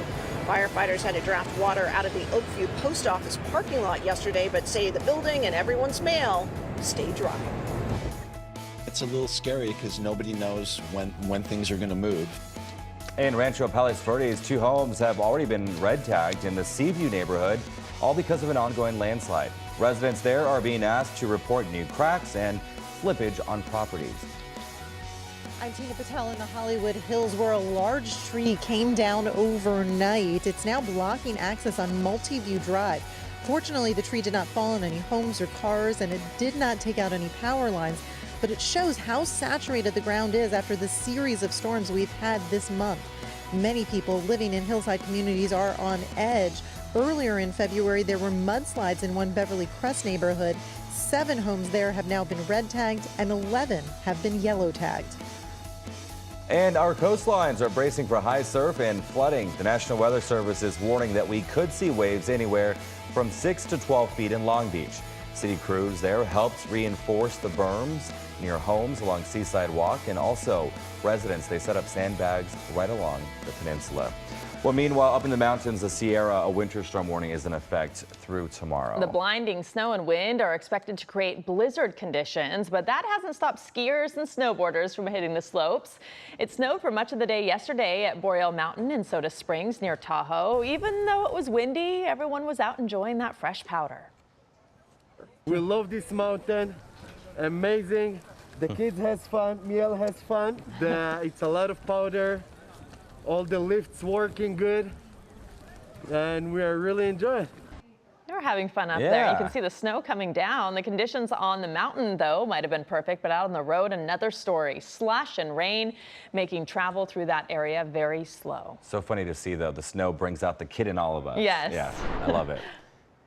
Marina, you were just in the mountains and you had a lot of snow, and you said you had to be very careful with snow chains. Yeah, we put the snow chains on 395 coming home from Mammoth yesterday. We had about 10 inches Sunday night into Monday, and then an additional 12 inches before we had left, with more to come. They're calling for anywhere from about 20 to 28 more inches as we head into the day today. So it was tough. 60-mile-per-hour winds. It was tough to ski yesterday, but we did. We toughed it out. But if you're heading to the bus stop this morning, it's not too bad, especially if you're in LA and Ventura counties, where we're just seeing some light showers with the heaviest of rain in Orange County and Inland Empire right now. But this afternoon, rain will get much heavier, and we have the risk of thunderstorms, and I'll tell you more about that all coming up here in the next 20 minutes. Kalina, how are the roads? Well, they are slow. We do have a look right now in our map, and you can see that rain overlay here this morning through the Inland Empire. It's tough to see the red through that rain, but that's how heavy the rain is this morning. So make sure you give yourself extra time as you head out the door in the Inland Empire, and also in Orange County this morning. Zooming in, we do have a crash on the 60 westbound right at Grand Avenue. The right shoulder is where that crash is, but you can see that back up on the westbound side from just before the 71. And also we have some delays on the southbound 57 as well. The 71 north, we do have some flooding reported from Rio Rancho over to Mission. That right lane is blocked off. Now our roads, as you know, just getting beat up from all of the rain, and we have so much more to come. Want you to take a look at this here. You can see it behind me. The monitor also took it for you on the screen here. The storm led to a rock slide along PCH in Malibu. So each night, part of PCH closes down for repairs because of damage from previous storms. In the meantime, it's a really bumpy ride for a lot of people in Studio City. Take a look here. This massive rain-soaked pothole has been causing problems for drivers on the northbound 101 on-ramp at Laurel Canyon. That on-ramp is closed right now, and crews are expected to fill that pothole up later on this morning around 8 o'clock. So a lot going on this morning. Just be careful. Make sure you slow down if you see a pothole, and give yourself plenty of time, guys. We can all relate watching that video. It's like when you hit a pothole, you're like, how much is this going to cost me? Yes, exactly. All right, 6:42 on your wet Tuesday morning. Sodacom. There's a new trendy diet right now that has you eating more to lose weight. All right, I'm listening. But is it too good to be true? Of course, yeah. We're going to take a look. And how about a new savory twist to your morning cup of joe? Wait till you find out what Starbucks is adding to its lattes and why it could make you prosper this new year.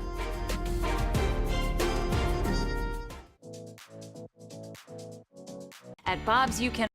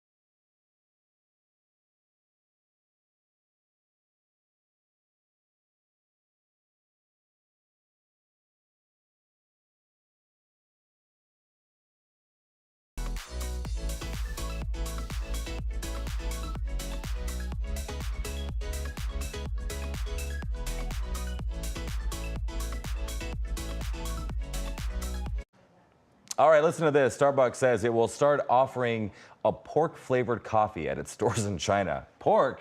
Apparently it's to mark the Lunar New Year. The company's app says the drink will have a pork flavor sauce with espresso and steamed milk and extra pork sauce and some pork meat for garnish. All right, so what is the vision behind it? Apparently Starbucks says eating meat means prosperity in the coming year. Okay. I mean, I like pork, so why not dip it in my coffee? Well, I'll let you try that one. I'll try it and I'll let you know how it is. All right, weight loss drugs, they're causing a surprising non-medical side effects. A new report from Morgan Stanley is showing people who take the medication are paying less at the grocery store. Not the surprising. data shows people on Ozempic or similar drugs spent 6 to 9% less on food each month. The report confirms fears grocers expressed when the drug started surging in popularity, since they work by mimicking a hormone that convinces the brain the patient is full. According to Axios, Walmart took note of the change starting last October, but this report is the first to actually quantify that change. So, it turns out that patients are cutting back on a few categories in particular, including snacks, pastries, and ice cream. And while people are spending less overall, they're filling up their carts with more healthy items like yogurt, fish, and vegetables, which I think are more expensive items, right? More expensive, and I see nothing wrong with this story because, you know, us as Americans eat so bad and so poorly so often that the fact that we're getting, you know, better nutrients for our body, I think is good. And you're right. Even if it takes a drug. I mean, to each his own, right? Yeah, to each his own. If it makes you healthy in the long run, it keeps you alive. That's important. All right, so a lot of other people who aren't taking the jabs are taking a different route to losing weight. It's called volume eating, and it involves eating large amounts of low-calorie foods. The diet isn't new, but it's recently surfaced on social media as an easier way of getting to a calorie deficit without going or feeling hungry. Some of the key ingredients to volume eating are a lot of greens, fruits, and vegetables. And you also want to cut back on low-volume, high-calorie foods like fatty cheeses, meats, oils, and sugars. This would be hard for me. Could you imagine just an endless amount of salad and that's all you can eat? That sounds awful. I like veggie. I could cut out the meat, no problem. How about the cheese? No. Yeah. Cheese is a lot harder. Cheese is so good. But cheese is harder. To each his own, whether you do one or the other, all in moderation. Exactly. All right. Pretty much says it all. Marina? You want endless amounts of salad this morning? No, I do not. But I wish that we could say everything in moderation in the weather department, right? Because we just keep getting hit with these atmospheric rivers that we are touching with on our cold fronts. And that's what's happening again today. So we will see rain off and on. Heaviest of rain in the Inland Empire in Orange County right now. You folks didn't see as much of this yesterday, so you are really getting your first batch of that heavy rain as we're moving into the next couple of hours here from Huntington Beach down into Mission Viejo, all the way up into Corona, Riverside, Fontana, Crestline, Running Springs, San Bernardino, Redlands. This is where that heavy rain is just exiting out of Rancho Cucamonga. But downtown LA actually just getting some light shower action right now. So it is good that it's moving down south, but we'll continue to see rain off and on today. It won't be the entire day, but it could be heavy at times with an additional 1 to 3 inches. Lower in OC, of course, it's just starting to see it. But my biggest concern will be the risk of thunderstorms later on this afternoon and overnight. And I'll explain to you the dynamics approaching that as we take a look at our future cast. But we are going to be looking at that cold air moving in behind it, and that cold air aloft will make things unstable. And localized strong thunderstorms could bring a lot of heavy rain to some very vulnerable places. Gusty winds at 30 to 50 miles per hour, especially in Ventura and LA County. Remember, the ground is super saturated from a huge storm we just had at the beginning of February. So even an inch is going to create some problems when it comes to flooding as well as that downside risk. So flood watch in effect for our entire viewing area until Wednesday morning.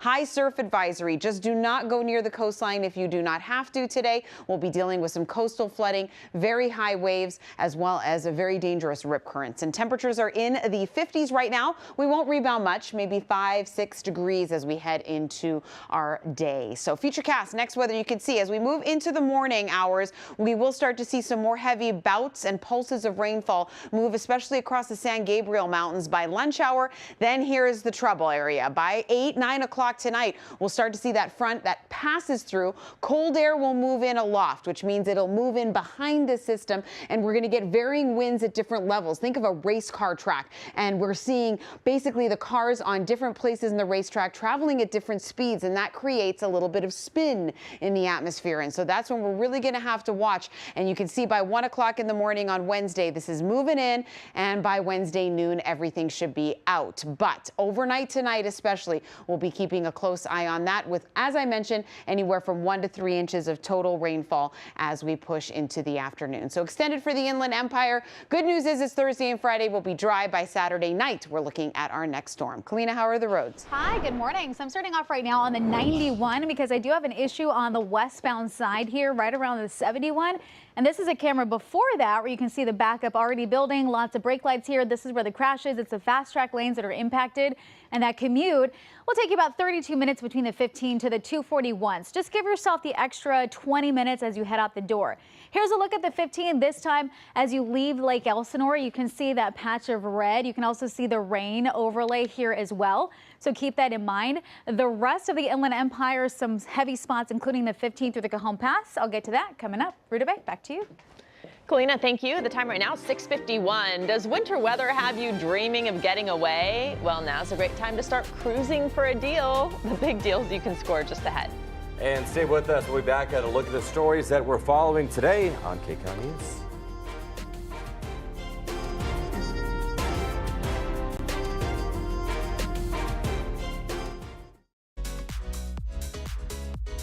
As a grandparent, I just love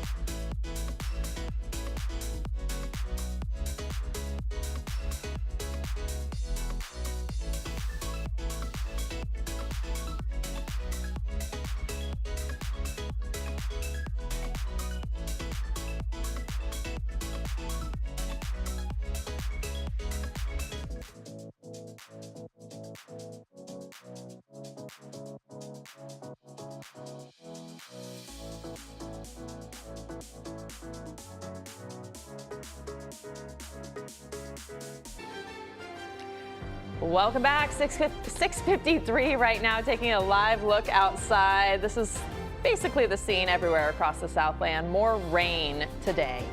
Major cruise companies are offering big discounts as part of wave season. That's when we can see a lot of the most competitive prices. Right now, Norwegian Cruise Lines is offering a 2-for-1 deal on many of its cruises, including to European destinations. Royal Caribbean is offering up to $700 off your trip, plus 60% off for a second guest, and kids sail for free. I've been on one cruise It's a pretty before. good deal. I loved it. So much fun. Okay, well, I gotta try. I'm still haven't been yet. We'll take you. CBS Mornings is coming up at the top of the hour on CBS Los Angeles. And Jerika Duncan joins us live from New York. Good morning. How's the weather over there? Here it's wet.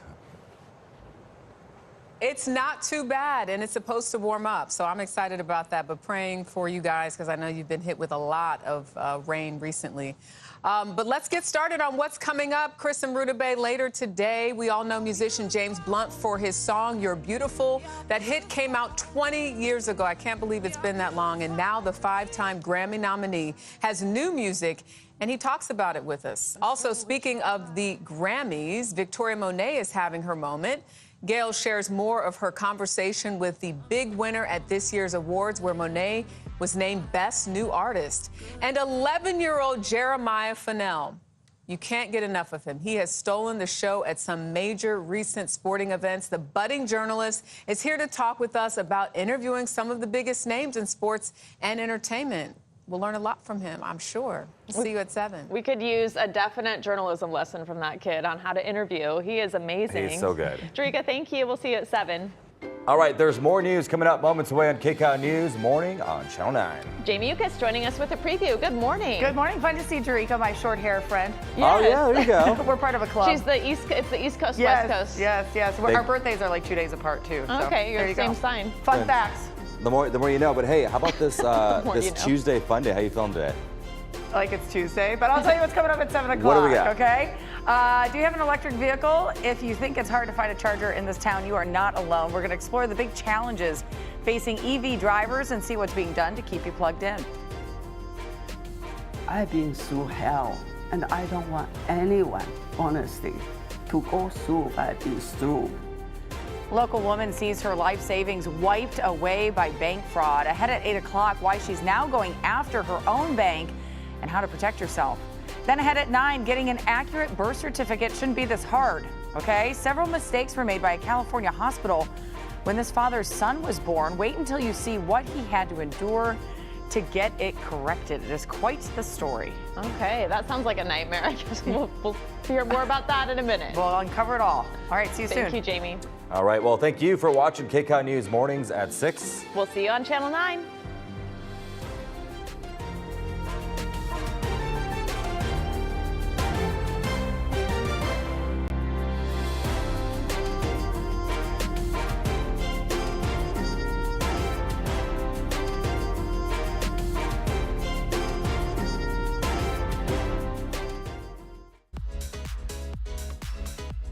After an accident, you're confused.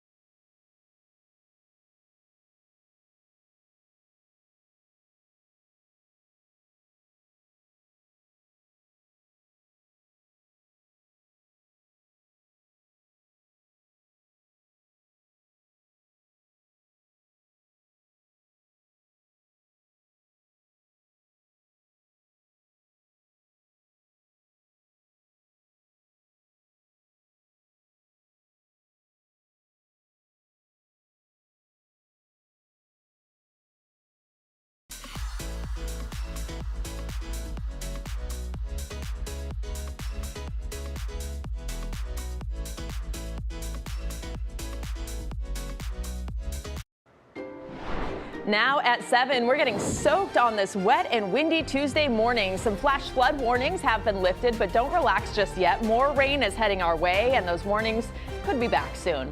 President Biden taking action after Alexei Navalny's death, the possible sanctions he's considering against Russia.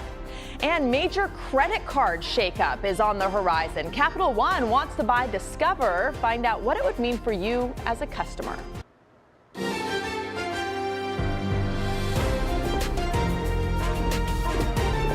This is Kcal News Mornings. Good morning. Today is Tuesday, February 20th. I'm Rudabe Shabazi. And I'm Jamie Yukas. Thanks so much for waking up with us here at Kcal News Mornings and streaming on CBS News Los Angeles. I kind of feel like it's Groundhog Day. I feel like it should be Friday. That too. We have live storm watch team coverage. Cara Finstrom and Tina Patel are out braving the rain. Thank you, ladies.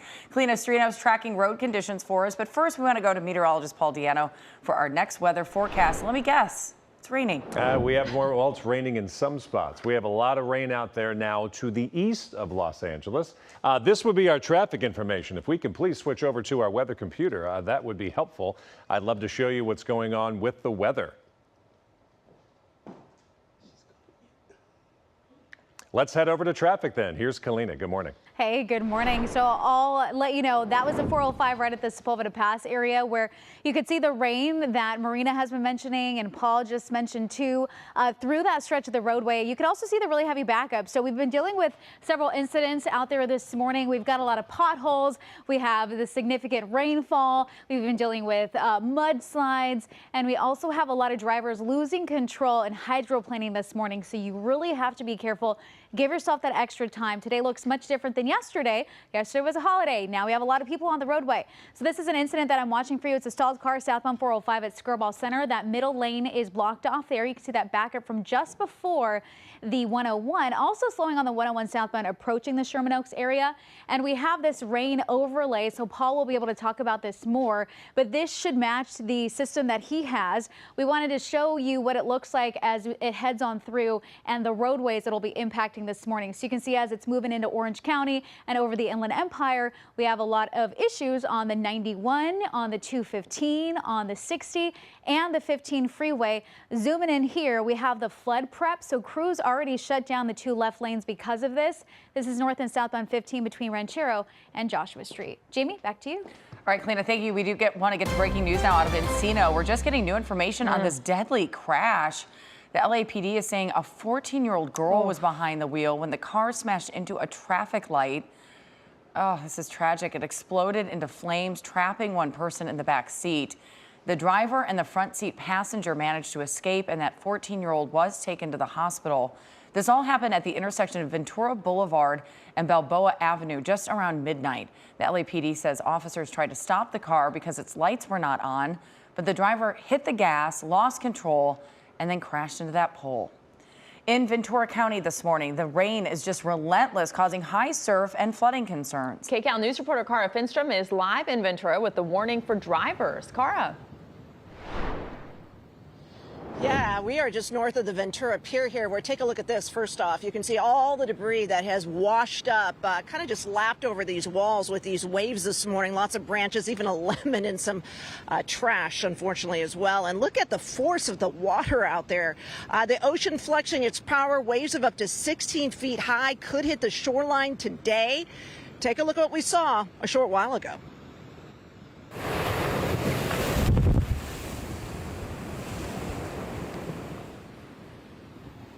Photojournalist Mike McGregor there braving a little ocean shower to get those images. A high surf advisory that's going to be in place here in Ventura County until tonight. On top of that, strong rip currents are expected, so the National Weather Service urging folks to stay out of the water, saying conditions could become life-threatening. The damaging surf and the rain also raising the possibility for some coastal flooding. And take a look at what firefighters saw inland yesterday. Crews with Rescue Engine 23 here responding to the Oakview Post Office. The parking lot flooded. They brought in big pumps, drafted that water away, and fortunately, it did not get inside. All the mail safe. The post office happened to be closed for the holiday. A number of streets in the county have been overwhelmed by this latest storm, including Highway 33 in Casitas Springs. Some hillsides already saturated from earlier rains. They've been breaking apart under the added weight, and that has created messes in many areas. Want to show you now one of the known trouble spots, Camp Chaffee Road. It was swamped as inches of rain built up. An evacuation warning went into effect there when waters rose right up to the doorways. The road submerged under feet of muddy water.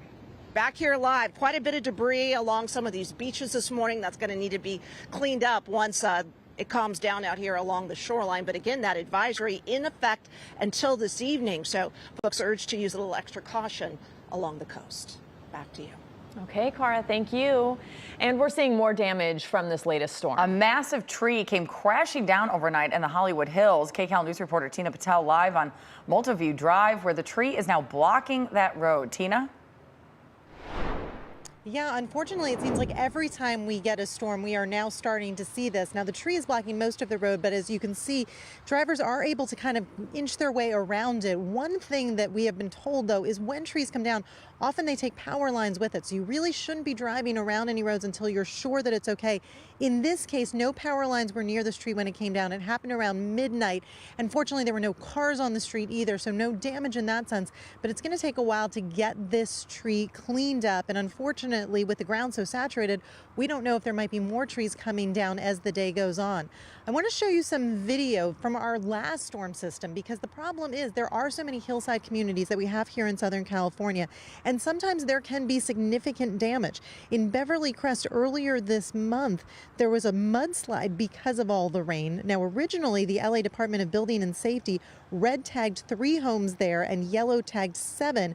But yesterday, inspectors were back out ahead of this latest storm. They did some further assessment, and they actually said that there were 8 more homes that had some structural problems. So more families have been forced to leave.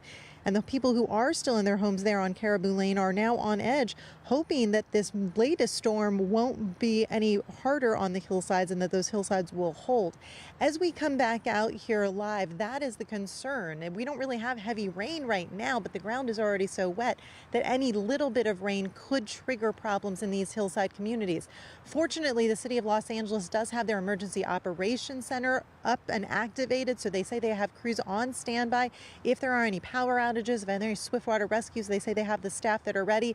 And they do have crews that are responding to all of these trees down, but unfortunately there are so many that it takes a while for them to get to everyone. And the street that we're on right now is kind of a smaller street, and because drivers are able to get around, right now we don't know when they'll be able to actually come and start to clean this up, but hopefully it won't be too much longer for the people who live here. We'll send it back to you. All right, Tina. Yeah, it's quite a mess. Thank you.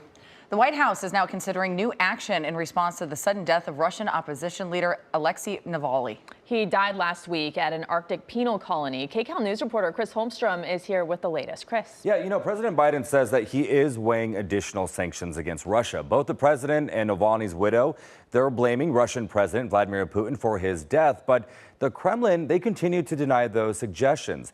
Now, Biden spoke to reporters outside of the White House yesterday, saying he's unsure if Navalny's death will persuade House Republicans to act on a Senate-passed bill that includes billions in aid for Ukraine.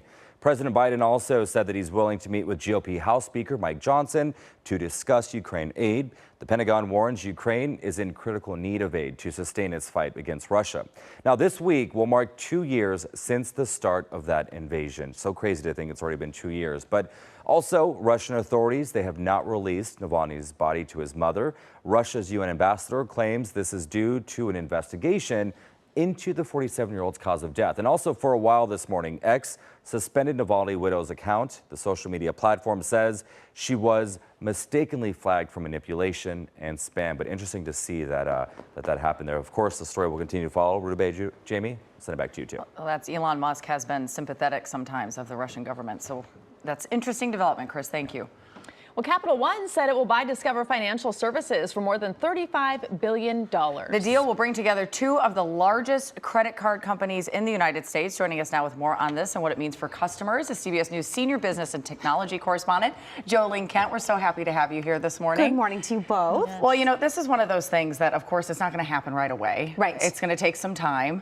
But has this been in the works for a while? It seems like, you've got these other major credit card companies like Visa and MasterCard, but Discover's always kind of faltered a little bit. Yeah, Discover's had a really tough year in terms of leadership and doing their business. And so it's no surprise that there is an acquisition happening here. It certainly could be good news for customers who are Capital One customers and Discover customers. Maybe you'll see a little bit more of a rewards program or something like that down the road. We love a rewards program. We love points, right? Exactly. But this deal is going to come under so much much regulatory scrutiny, because you're looking at a Biden administration that has been very aggressive on antitrust, and this is bringing together two existing big players into the same company. So if this deal closes, which would be like the end of this year or next year, what we'll start to see is a situation where the companies will have to prove that they don't dominate the market in a way that's unhealthy for customers. What about Visa and MasterCard? What does it mean for them? Yeah, they're going to have a bigger competitor if this deal goes through, because you're right, Jamie,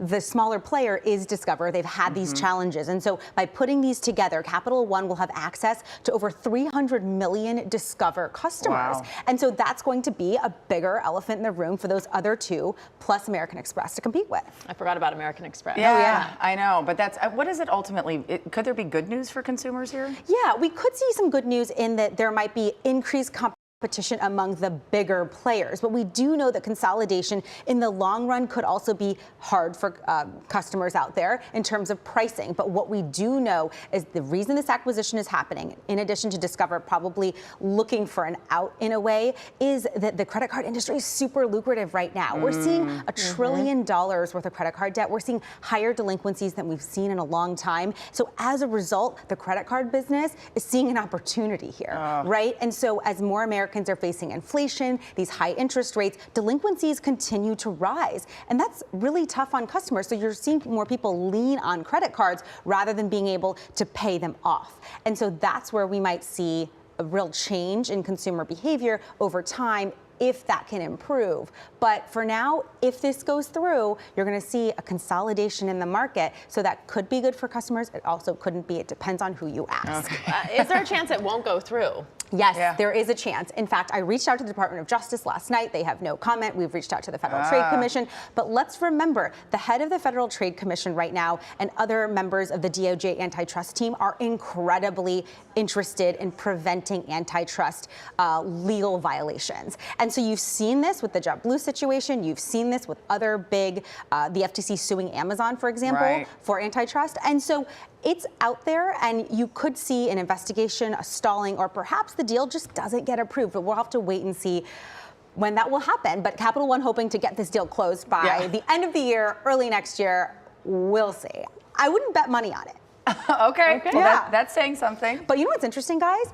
Sears started Discover. I learned that yesterday when the announcement came out. Yeah, in 1985. So if Discover feels I love a fun fact. Newer, a little millennial. That's why. Maybe that's why. Jolene, Kat, thank you so much. Great to We see appreciate it. You too.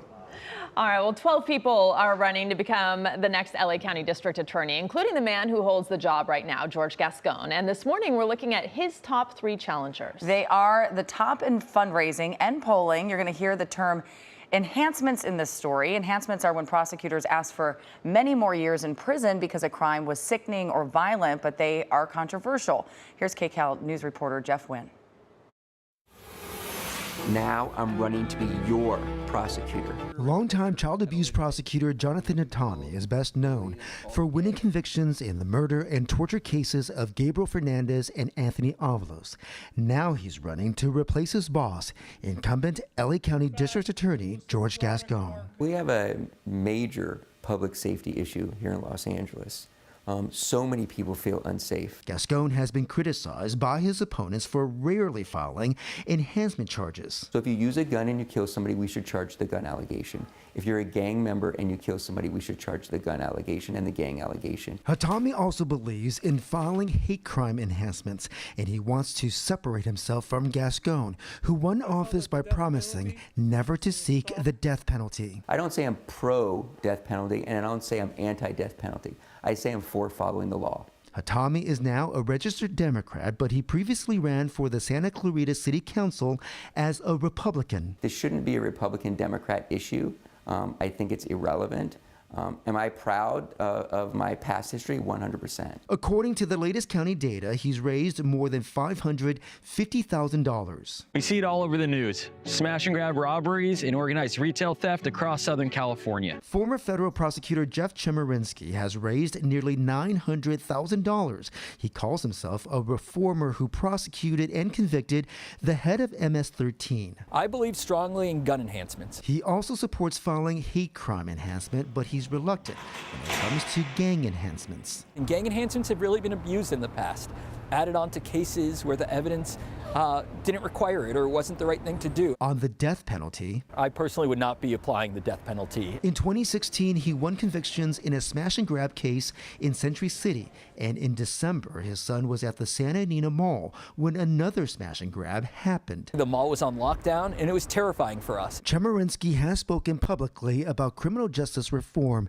which has drawn comparisons to Gascon, but Chemerinsky doesn't consider himself a progressive. I am a reformer, but I'm also a prosecutor. I truly believe you can have both. Enough is enough. Former federal prosecutor Nathan Hochman has already bought up $1 million worth of ad time after raising more than $1.5 million.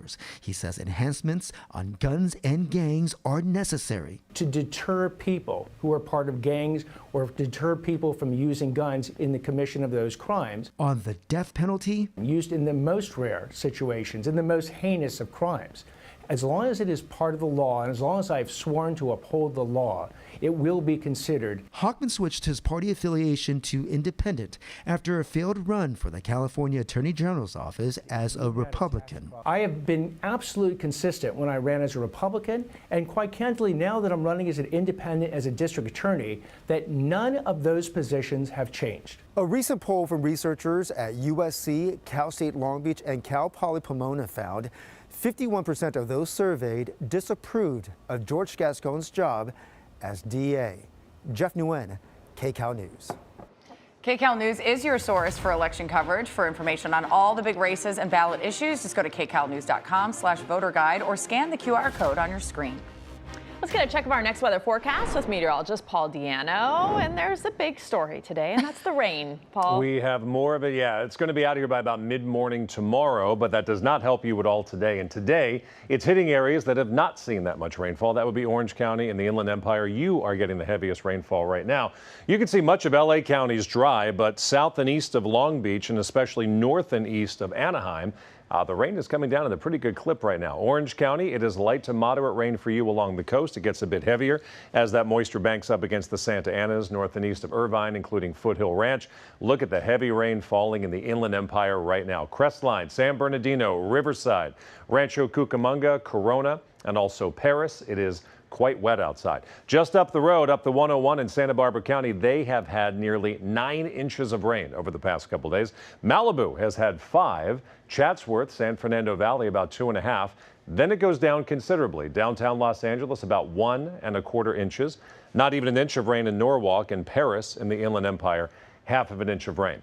If we get about a 1/2 inch more, which I think we will later today, this will be the first month in 26 years that we've had a foot of rain in Los Angeles. Think about that, a foot of rainfall. We average 15 inches for the entire year. We're going to end up with a foot or more of rainfall in LA. Last time it happened was that crazy El Nino year, 1998, February of 98, 26 years ago. Waves of rain will move through today. Then a boundary is going to come through. That's going to be what will end the rain. But as it gets here, a slight thunderstorm risk fires up this evening and overnight tonight. It'll be breezy to windy, has been, will be throughout the day today. And that front will clear the metro area, ending the rain chance by about 10 o'clock tomorrow. Flood watch continues. No active flood warnings currently. That may change throughout the day today, but we're all still under a flood watch, and there is a high surf advisory. Ventura County, especially, waves running 8 to 12 feet. Coastal flooding possible at high tide this morning. Ontario, you're wet. It is 53 degrees, light winds. It'll be a brisk day today, upper 50s, low 60s. These are your current temperatures,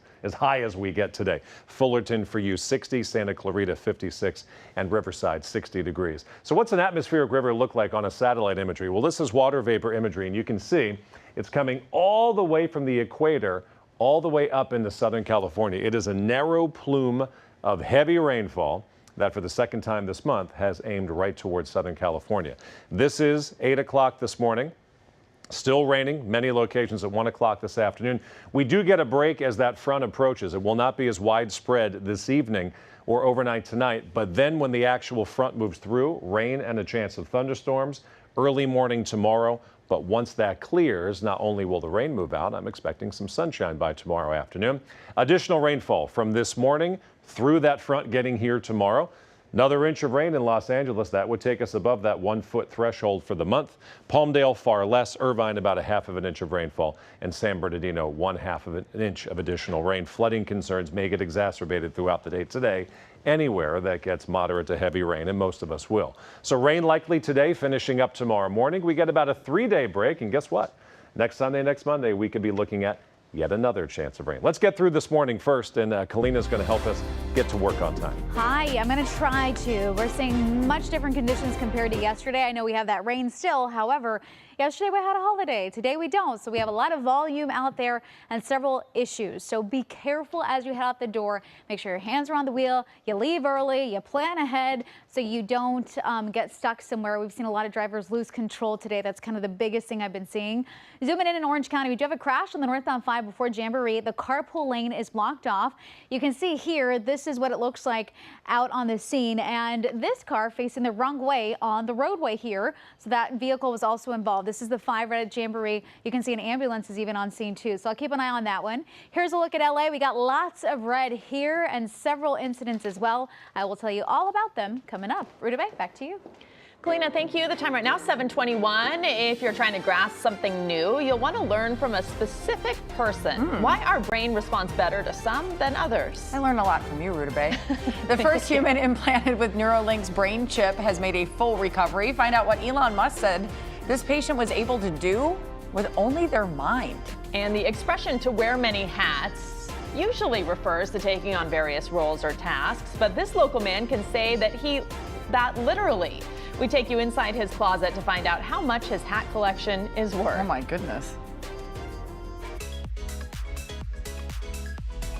I really just fell in love with the look.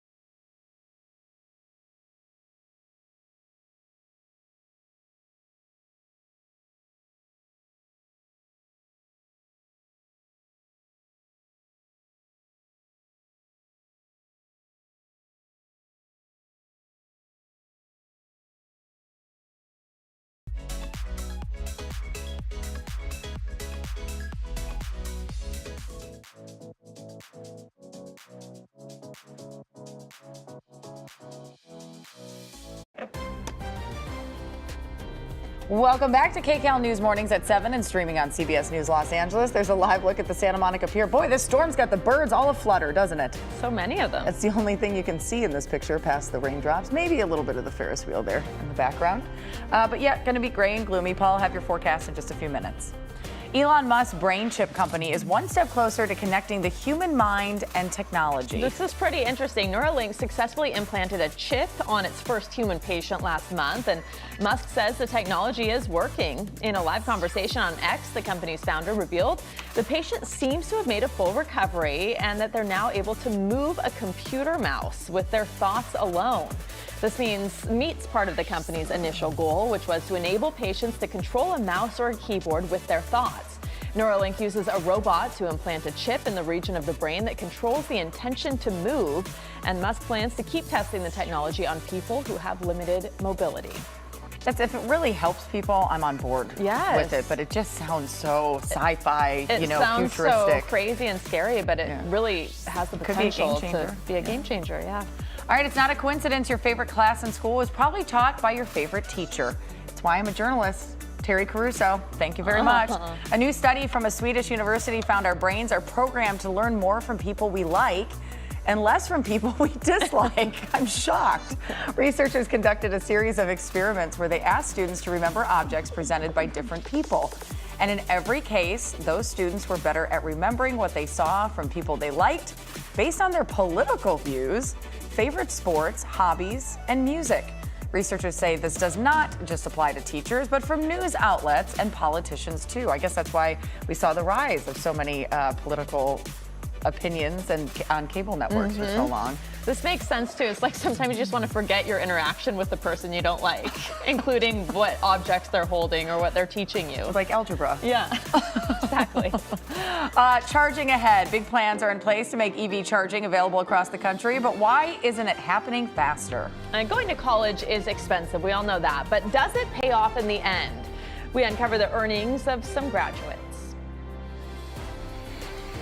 A soaking morning here in the Inland Empire. I'm Rick Montanez live in Fontana, where the big raindrops are falling. We'll check out the roads and conditions as they change. Coming up. It's our biggest cyber sale of the year. Shop all your favorite classics, like our super comfy waffle collection and our best-selling cold weather leggings at the best prices ever.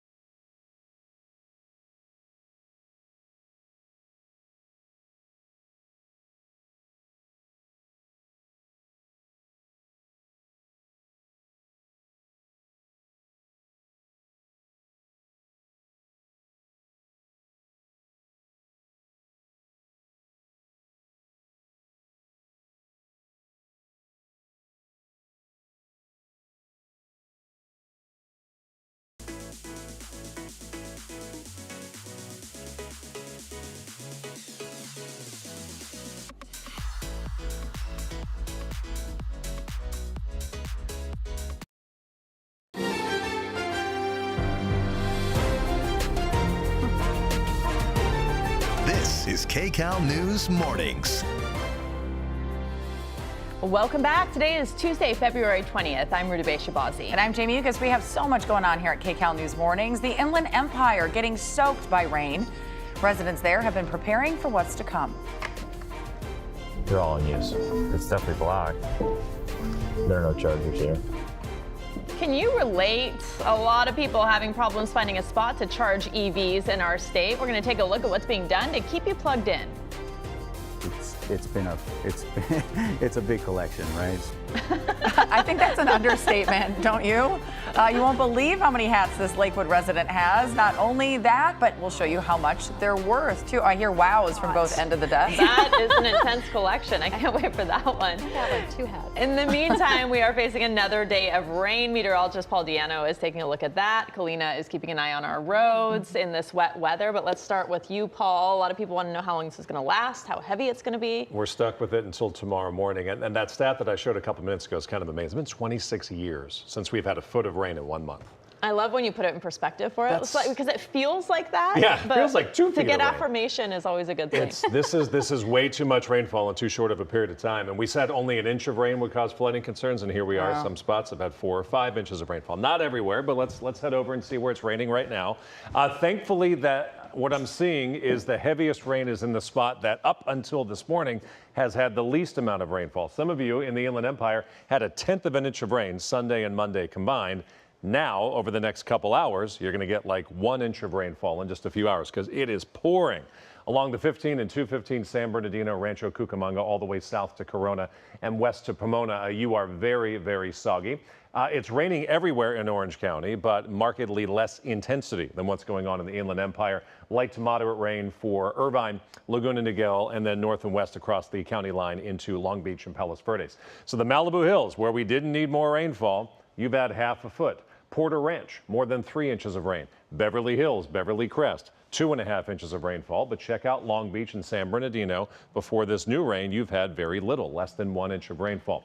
Van Nuys, we're waiting on the next round of rain. It is 54 degrees. The opportunity for rainfall is there all day long. In LA, I don't think it's going to be terribly heavy, but any new rainfall could give us new flooding concerns, and the chances there throughout the day, with highs around 60 degrees. 63 in our valleys, on and off rainfall for the Inland Empire, 60.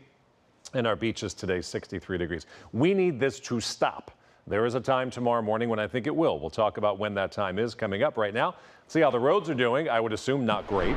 Here's Kalina. Good morning. Yeah, and we have this new feature, Paul, where it shows what you were basically talking about, but over on the traffic map. So you can see the storm system as it's moving on through and the freeways it's hovering over right now, and also the streets, of course. So you can see the impact. And with this particular spot, crews there decided to shut down 2 left lanes earlier this morning. I want to say right around 4:30, 5 o'clock, because this typically floods. So they wanted to get ahead of it. North and southbound sides of the 15 between Ranchero and Joshua Street. You'll see the 2 left lanes closed off in both directions. Southbound is where people usually drive in to head on to work or anywhere else throughout the Inland Empire. Right now it'll take you 1 hour and 30 minutes, and that's just between the 18 and Ranchero. That's just an 11-minute stretch. So if you're planning on leaving at 7:45 or 8 o'clock, you might want to grab your things and head out the door right now to give yourself that extra cushion time. Rudabeh, back to you. Kalina, thank you. The Inland Empire could see 2 inches of rain by the end of the storm. And homeowners are not taking any chances. Kcal News reporter Rick Montanez is live in Fontana with a look at how they've prepared. Rick?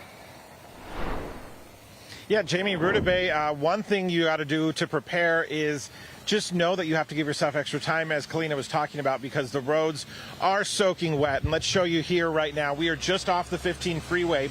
If you're familiar with the area, Falcon Ridge Shopping Center right here in Fontana. So, I mean, really, it's just going to be a soaking morning. Paul was even just saying a few moments ago that we are starting to get the intense part of the rain, and we have noticed that. We can show you some video of what the drive looked like.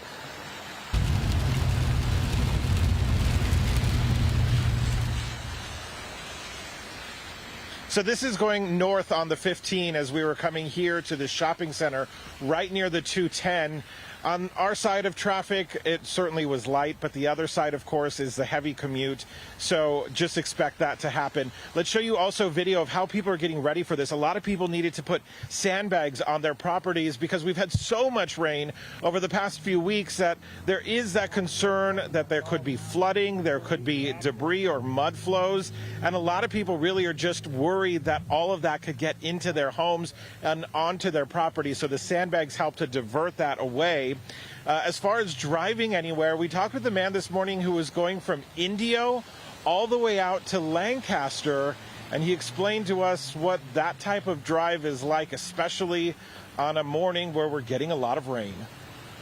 It's crazy, because I live in Indio, actually, so it's not raining out there. So when you get out here, it's just cats and dogs everywhere. It's crazy. You got to be very careful. You got to drive a lot slower, a lot more careful, and pay attention to your surroundings, because you will get an accident. I pass like 10 accidents a day. That's what I was going to ask you. The other drivers. So, you know, we are seeing people take it slow, which is the good thing. Of course, the roads are wet, and you may not see a problem approaching you before it's too late, essentially. So just got to take that extra time. Be careful out on the roads. The Inland Empire here, I can tell you, is getting soaked right now, and it's expected to stay that way for a while. Live in Fontana, Rick Montanez, Kcal News. Yeah, it's just one split second, and there can be a problem. Rick, thank you. The sale of electric vehicles has jumped 125% over the last 5 years, but installing enough chargers to keep those cars moving is proving to be a challenge. CBS News correspondent David Schechter takes us to the state with the most EVs to see how they plan to keep up with the charging demand.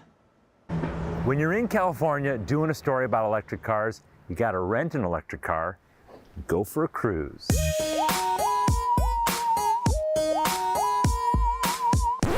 10 miles an hour on the freeway. Not exactly what I had in mind. Unlike the speed of traffic in Los Angeles, the sale of electric vehicles in the U.S. is really moving. Last year, Americans bought 1.4 million of them. More electric vehicles means fewer greenhouse gas emissions that warm our planet. But there's a downside. There are not enough publicly available electric chargers to juice all those cars up. So I've got an app. I'm going to find us a charger. Okay. That means in California, the state with the most EVs, finding a charger that's working and also available Someone's in it. can be a challenge. They're all in use. It's definitely blocked. There are no chargers here. One way to address the EV charging gap is better maintenance of the chargers we do have. Charger that you thought you were going to use to refuel your vehicle is actually inoperable. So one of the... That's a problem. That's a problem, right? That's a huge problem. Walter Thorne is with a small company called Charger Help. They train workers to service a variety of charging equipment owned by different companies, and frequently, techs discover that a charger is out of order before the charging company even does. The pain is real. JD Power found 35% of EV drivers in Miami had visited a charger where they were unable to actually charge. In Denver and Dallas, that number was 29%. And other research found 28% of the chargers in the San Francisco Bay Area did not function properly.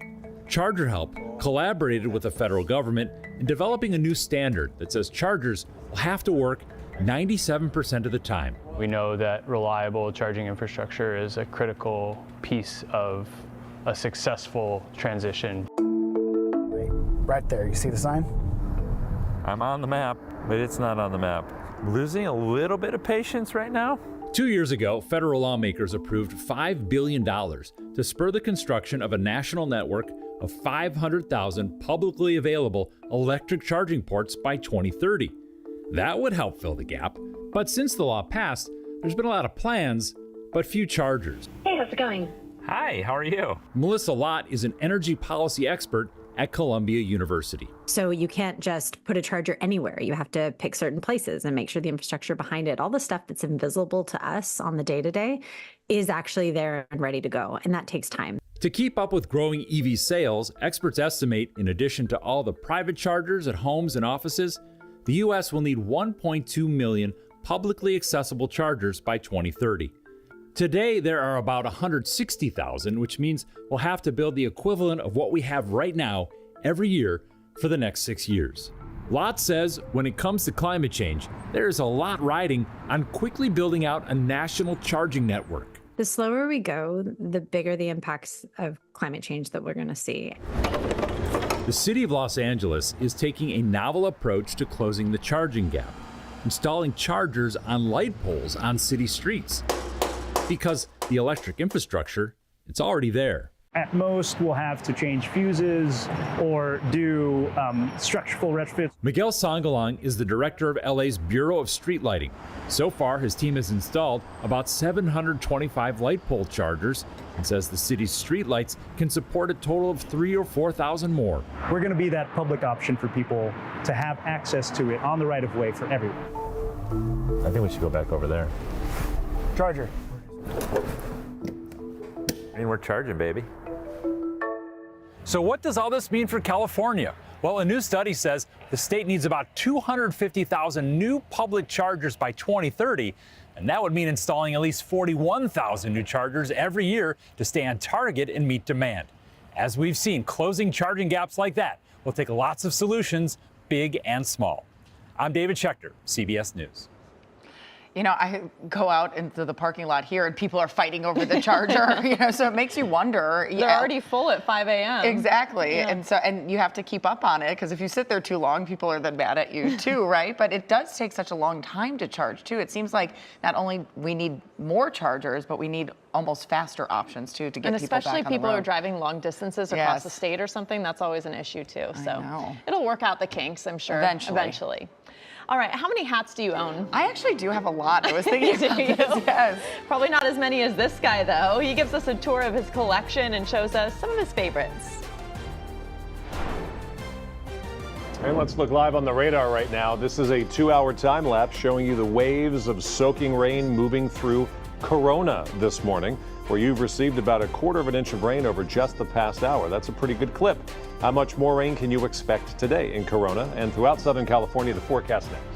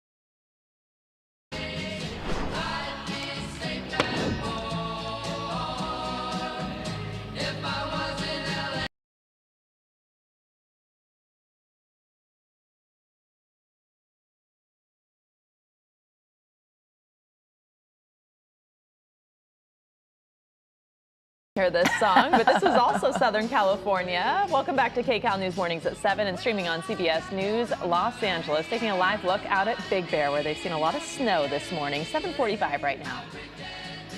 And this is a live look at the main lodge. This is Mammoth, excuse me, not Big Bear. Overnight, the resort got up to 11 inches of new snow. And right now, the sun is shining. The skies are pretty clear. We saw one guy just casually strolling by. But yesterday, it looked very different. Look at this. The snow was piling up at the village. Mammoth got about 12 inches of fresh snow from Sunday night. So the storm total is now around 23 inches. Oh my gosh, it's almost 2 feet. I know. The resort now has 212 inches. That's just under 18 feet of snow so far this season. Goodness. See everyone taking advantage of it there. And this morning, it's a bumpy ride for drivers in Studio City. Look at this. The Laurel Canyon on-ramp to the northbound 101 is closed right now because of massive potholes. A lot of us here at Kcal News have had to navigate this problem, and we can tell you from experience it started weeks ago, and it's just been getting worse. The good news, though, crews are expected to fill up those potholes in about 15 minutes. I'm trying to look at it as like a fun little game when I go through Well, it's fun to watch other people drive through it, because sometimes you can't see it. It just looks like puddles on the ground. Yeah, and it can ruin your axles and things too. So, okay, let's get a check of our next weather forecast with meteorologist Paul Diano. And that just hurts watching that video.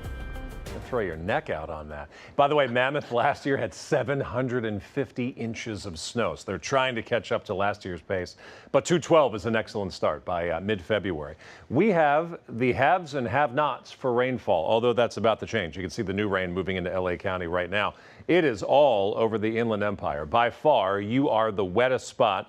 Along the 215 and 15, yeah, it's very, very soggy. From San Bernardino south to Riverside, east to Yucaipa, south to Corona, it is just absolutely pouring. And you get above 7,000 feet, that would be heavy snowfall in and around Big Bear. Now contrast that with what's going on in and around downtown Los Angeles. You need a break. You got your heavy rainfall yesterday. You are currently getting a break. It is raining lightly in the San Fernando Valley and kind of stuck in between with widespread rain, but not terribly heavy, is what we find in Orange County. Light to moderate rain for Irvine, Huntington Beach, Santa Ana, Orange, and also Anaheim. Storm totals. I'm showing you the places that have not received that much rain, at least until the past hour or two. Temecula, 1/7 of 1 inch. San Bernardino, only 1/2 of an inch. Garden Grove, Yucaipa, less than 3/4 of an inch. And Ontario and Orange are now coming up on 1 inch of rain. Now, specifically for the Inland Empire, why does that happen? Well, sometimes the moisture banks up against the Santa Anas. It all gets wrung out right here, leaving little rain to get over the mountains into where you live. So sometimes in these storms, you'll get 1/2 or 1/3 the amount of rainfall as other spots because you kind of have a wall blocking a lot of that low-level moisture from making it to you. It hits the mountains, but it doesn't make it over the mountains and hitting you. But you'll get a lot of rainfall later on today. Winter weather advisory continues for the San Bernardinos and the San Jacintos. Snow levels dropping, but it's still pretty high. It's above 7,000 feet. Let's peek outside, and yeah, it's raining outside. Long Beach, 59 degrees. It's a light southeast breeze. Visibility is good. Temperatures mild because of the cloud cover, but we're just simply not going to warm up today. Maybe 5 degrees warmer than what we have right now. Burbank currently 53, Lancaster 48, and San Bernardino 54 degrees. Orange County. It is going to be a soggy Tuesday. Rain likely throughout the morning, getting up to about 60 degrees at 11 o'clock. Here's what we have coming next. Waves of rain moving throughout the day today, more east of Los Angeles than anywhere else. Front gets here this evening and tonight, which brings in a slight chance of a thunderstorm. It'll be breezy to windy in spots through the night and morning. And then 10 o'clock tomorrow, that's when the front will have cleared the metro area. That's when the rain should stop. So about 24, 26 hours from now. Atmospheric river, look at all that tropical moisture being pulled up all the way from the equator into Southern California. It's a narrow band of moisture. It's weird because just to the north and just to the south, it's sunny, but right over us, we are socked in with the rain. This is Futurecast now at 1 o'clock in the afternoon. A little bit less in the way of rainfall this afternoon and this evening. That is when the front arrives, which will get here overnight tonight. Rain and a chance of thunderstorms, one more burst of heavy rain. Then when the front moves out, so does the rain. And even by tomorrow afternoon, we should have some sunshine, which we sorely need. We need this rain to stop.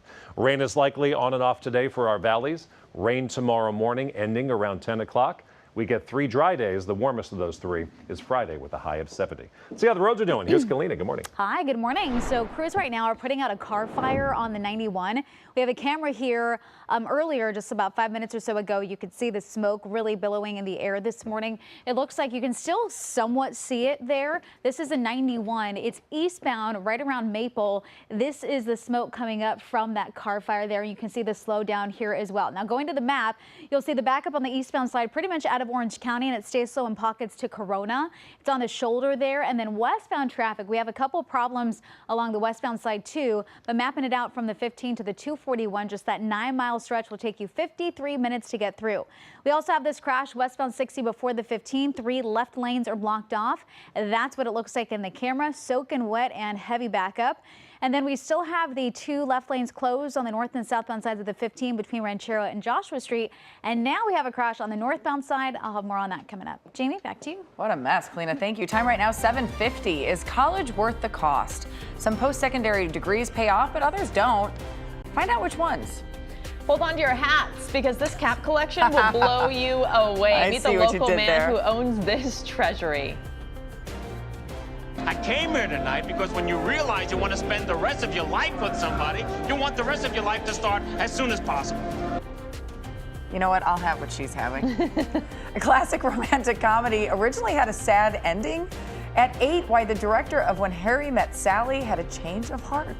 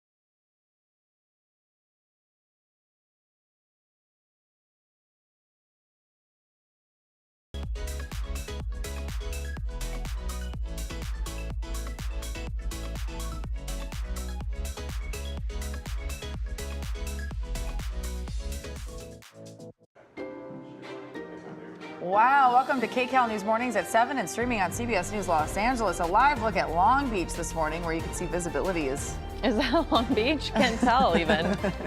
Visibility's not that great. It's going to be kind of a soggy, wet day. Time right now, 7:54.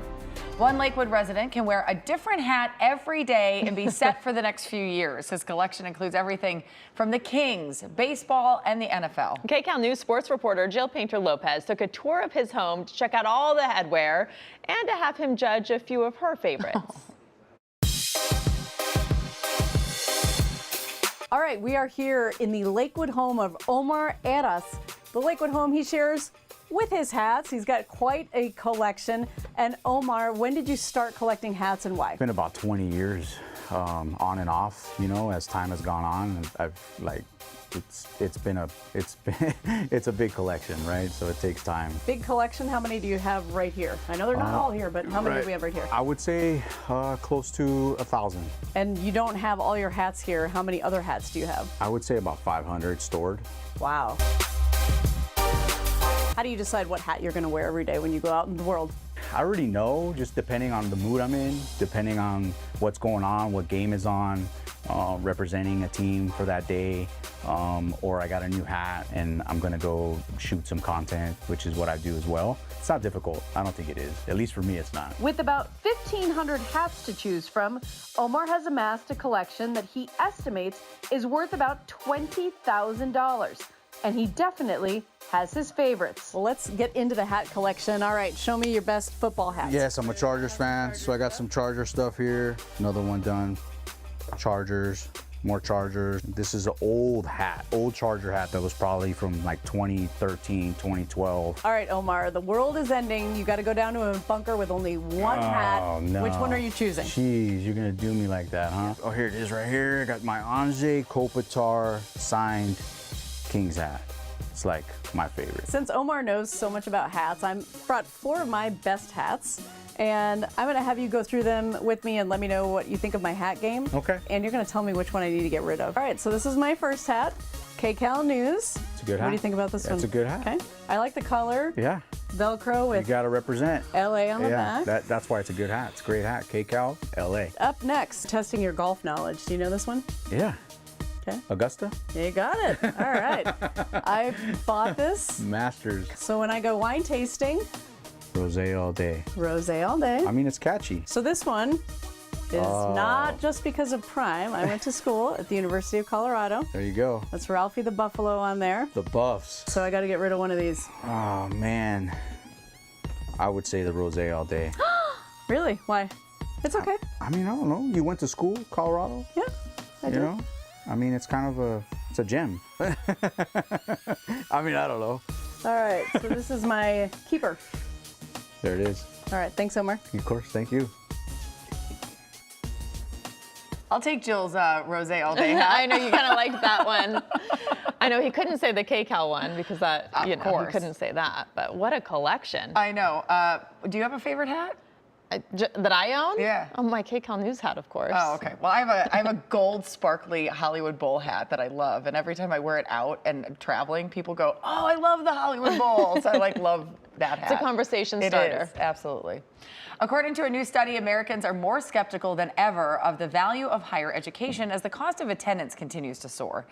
Researchers from the HEA group tracked the earning outcomes of about 5 million students, and they found that a decade after enrolling, 1 in 4 college grads is earning less than the median annual income of $32,000 for high school grads. The findings may help explain growing pessimism about higher education. When it comes to schools that have the best graduate outcomes, Ivy Leagues were at the top of the spectrum, but many public universities, state universities, offer great value as well. We talk about this a lot, so do community college. There's a lot out there that you can get some bang for your buck. And it also depends when you're looking at this, right? Yeah. If you've just graduated, obviously you're not going to be making as much as when you're years into your career. Very true. Kcal News at 8 starts right now.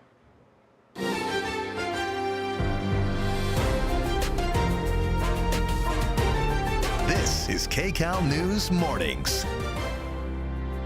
Are you about to sing for us? No, but I'm going to tell you the lyrics. Okay. The song goes, rainy days and Mondays always get me down, and you might as well just say Tuesdays because the rain is back today. We've switched over to storm watch this morning. Aww. Thanks for waking up with us here on Kcal News Mornings and streaming on CBS News Los Angeles. Today is Tuesday, February 20th. I'm Ruta Shabazi. And I'm Jamie Yukas. Our reporters are out braving the rain all across Southern California. Kalina's following what could be a very messy commute to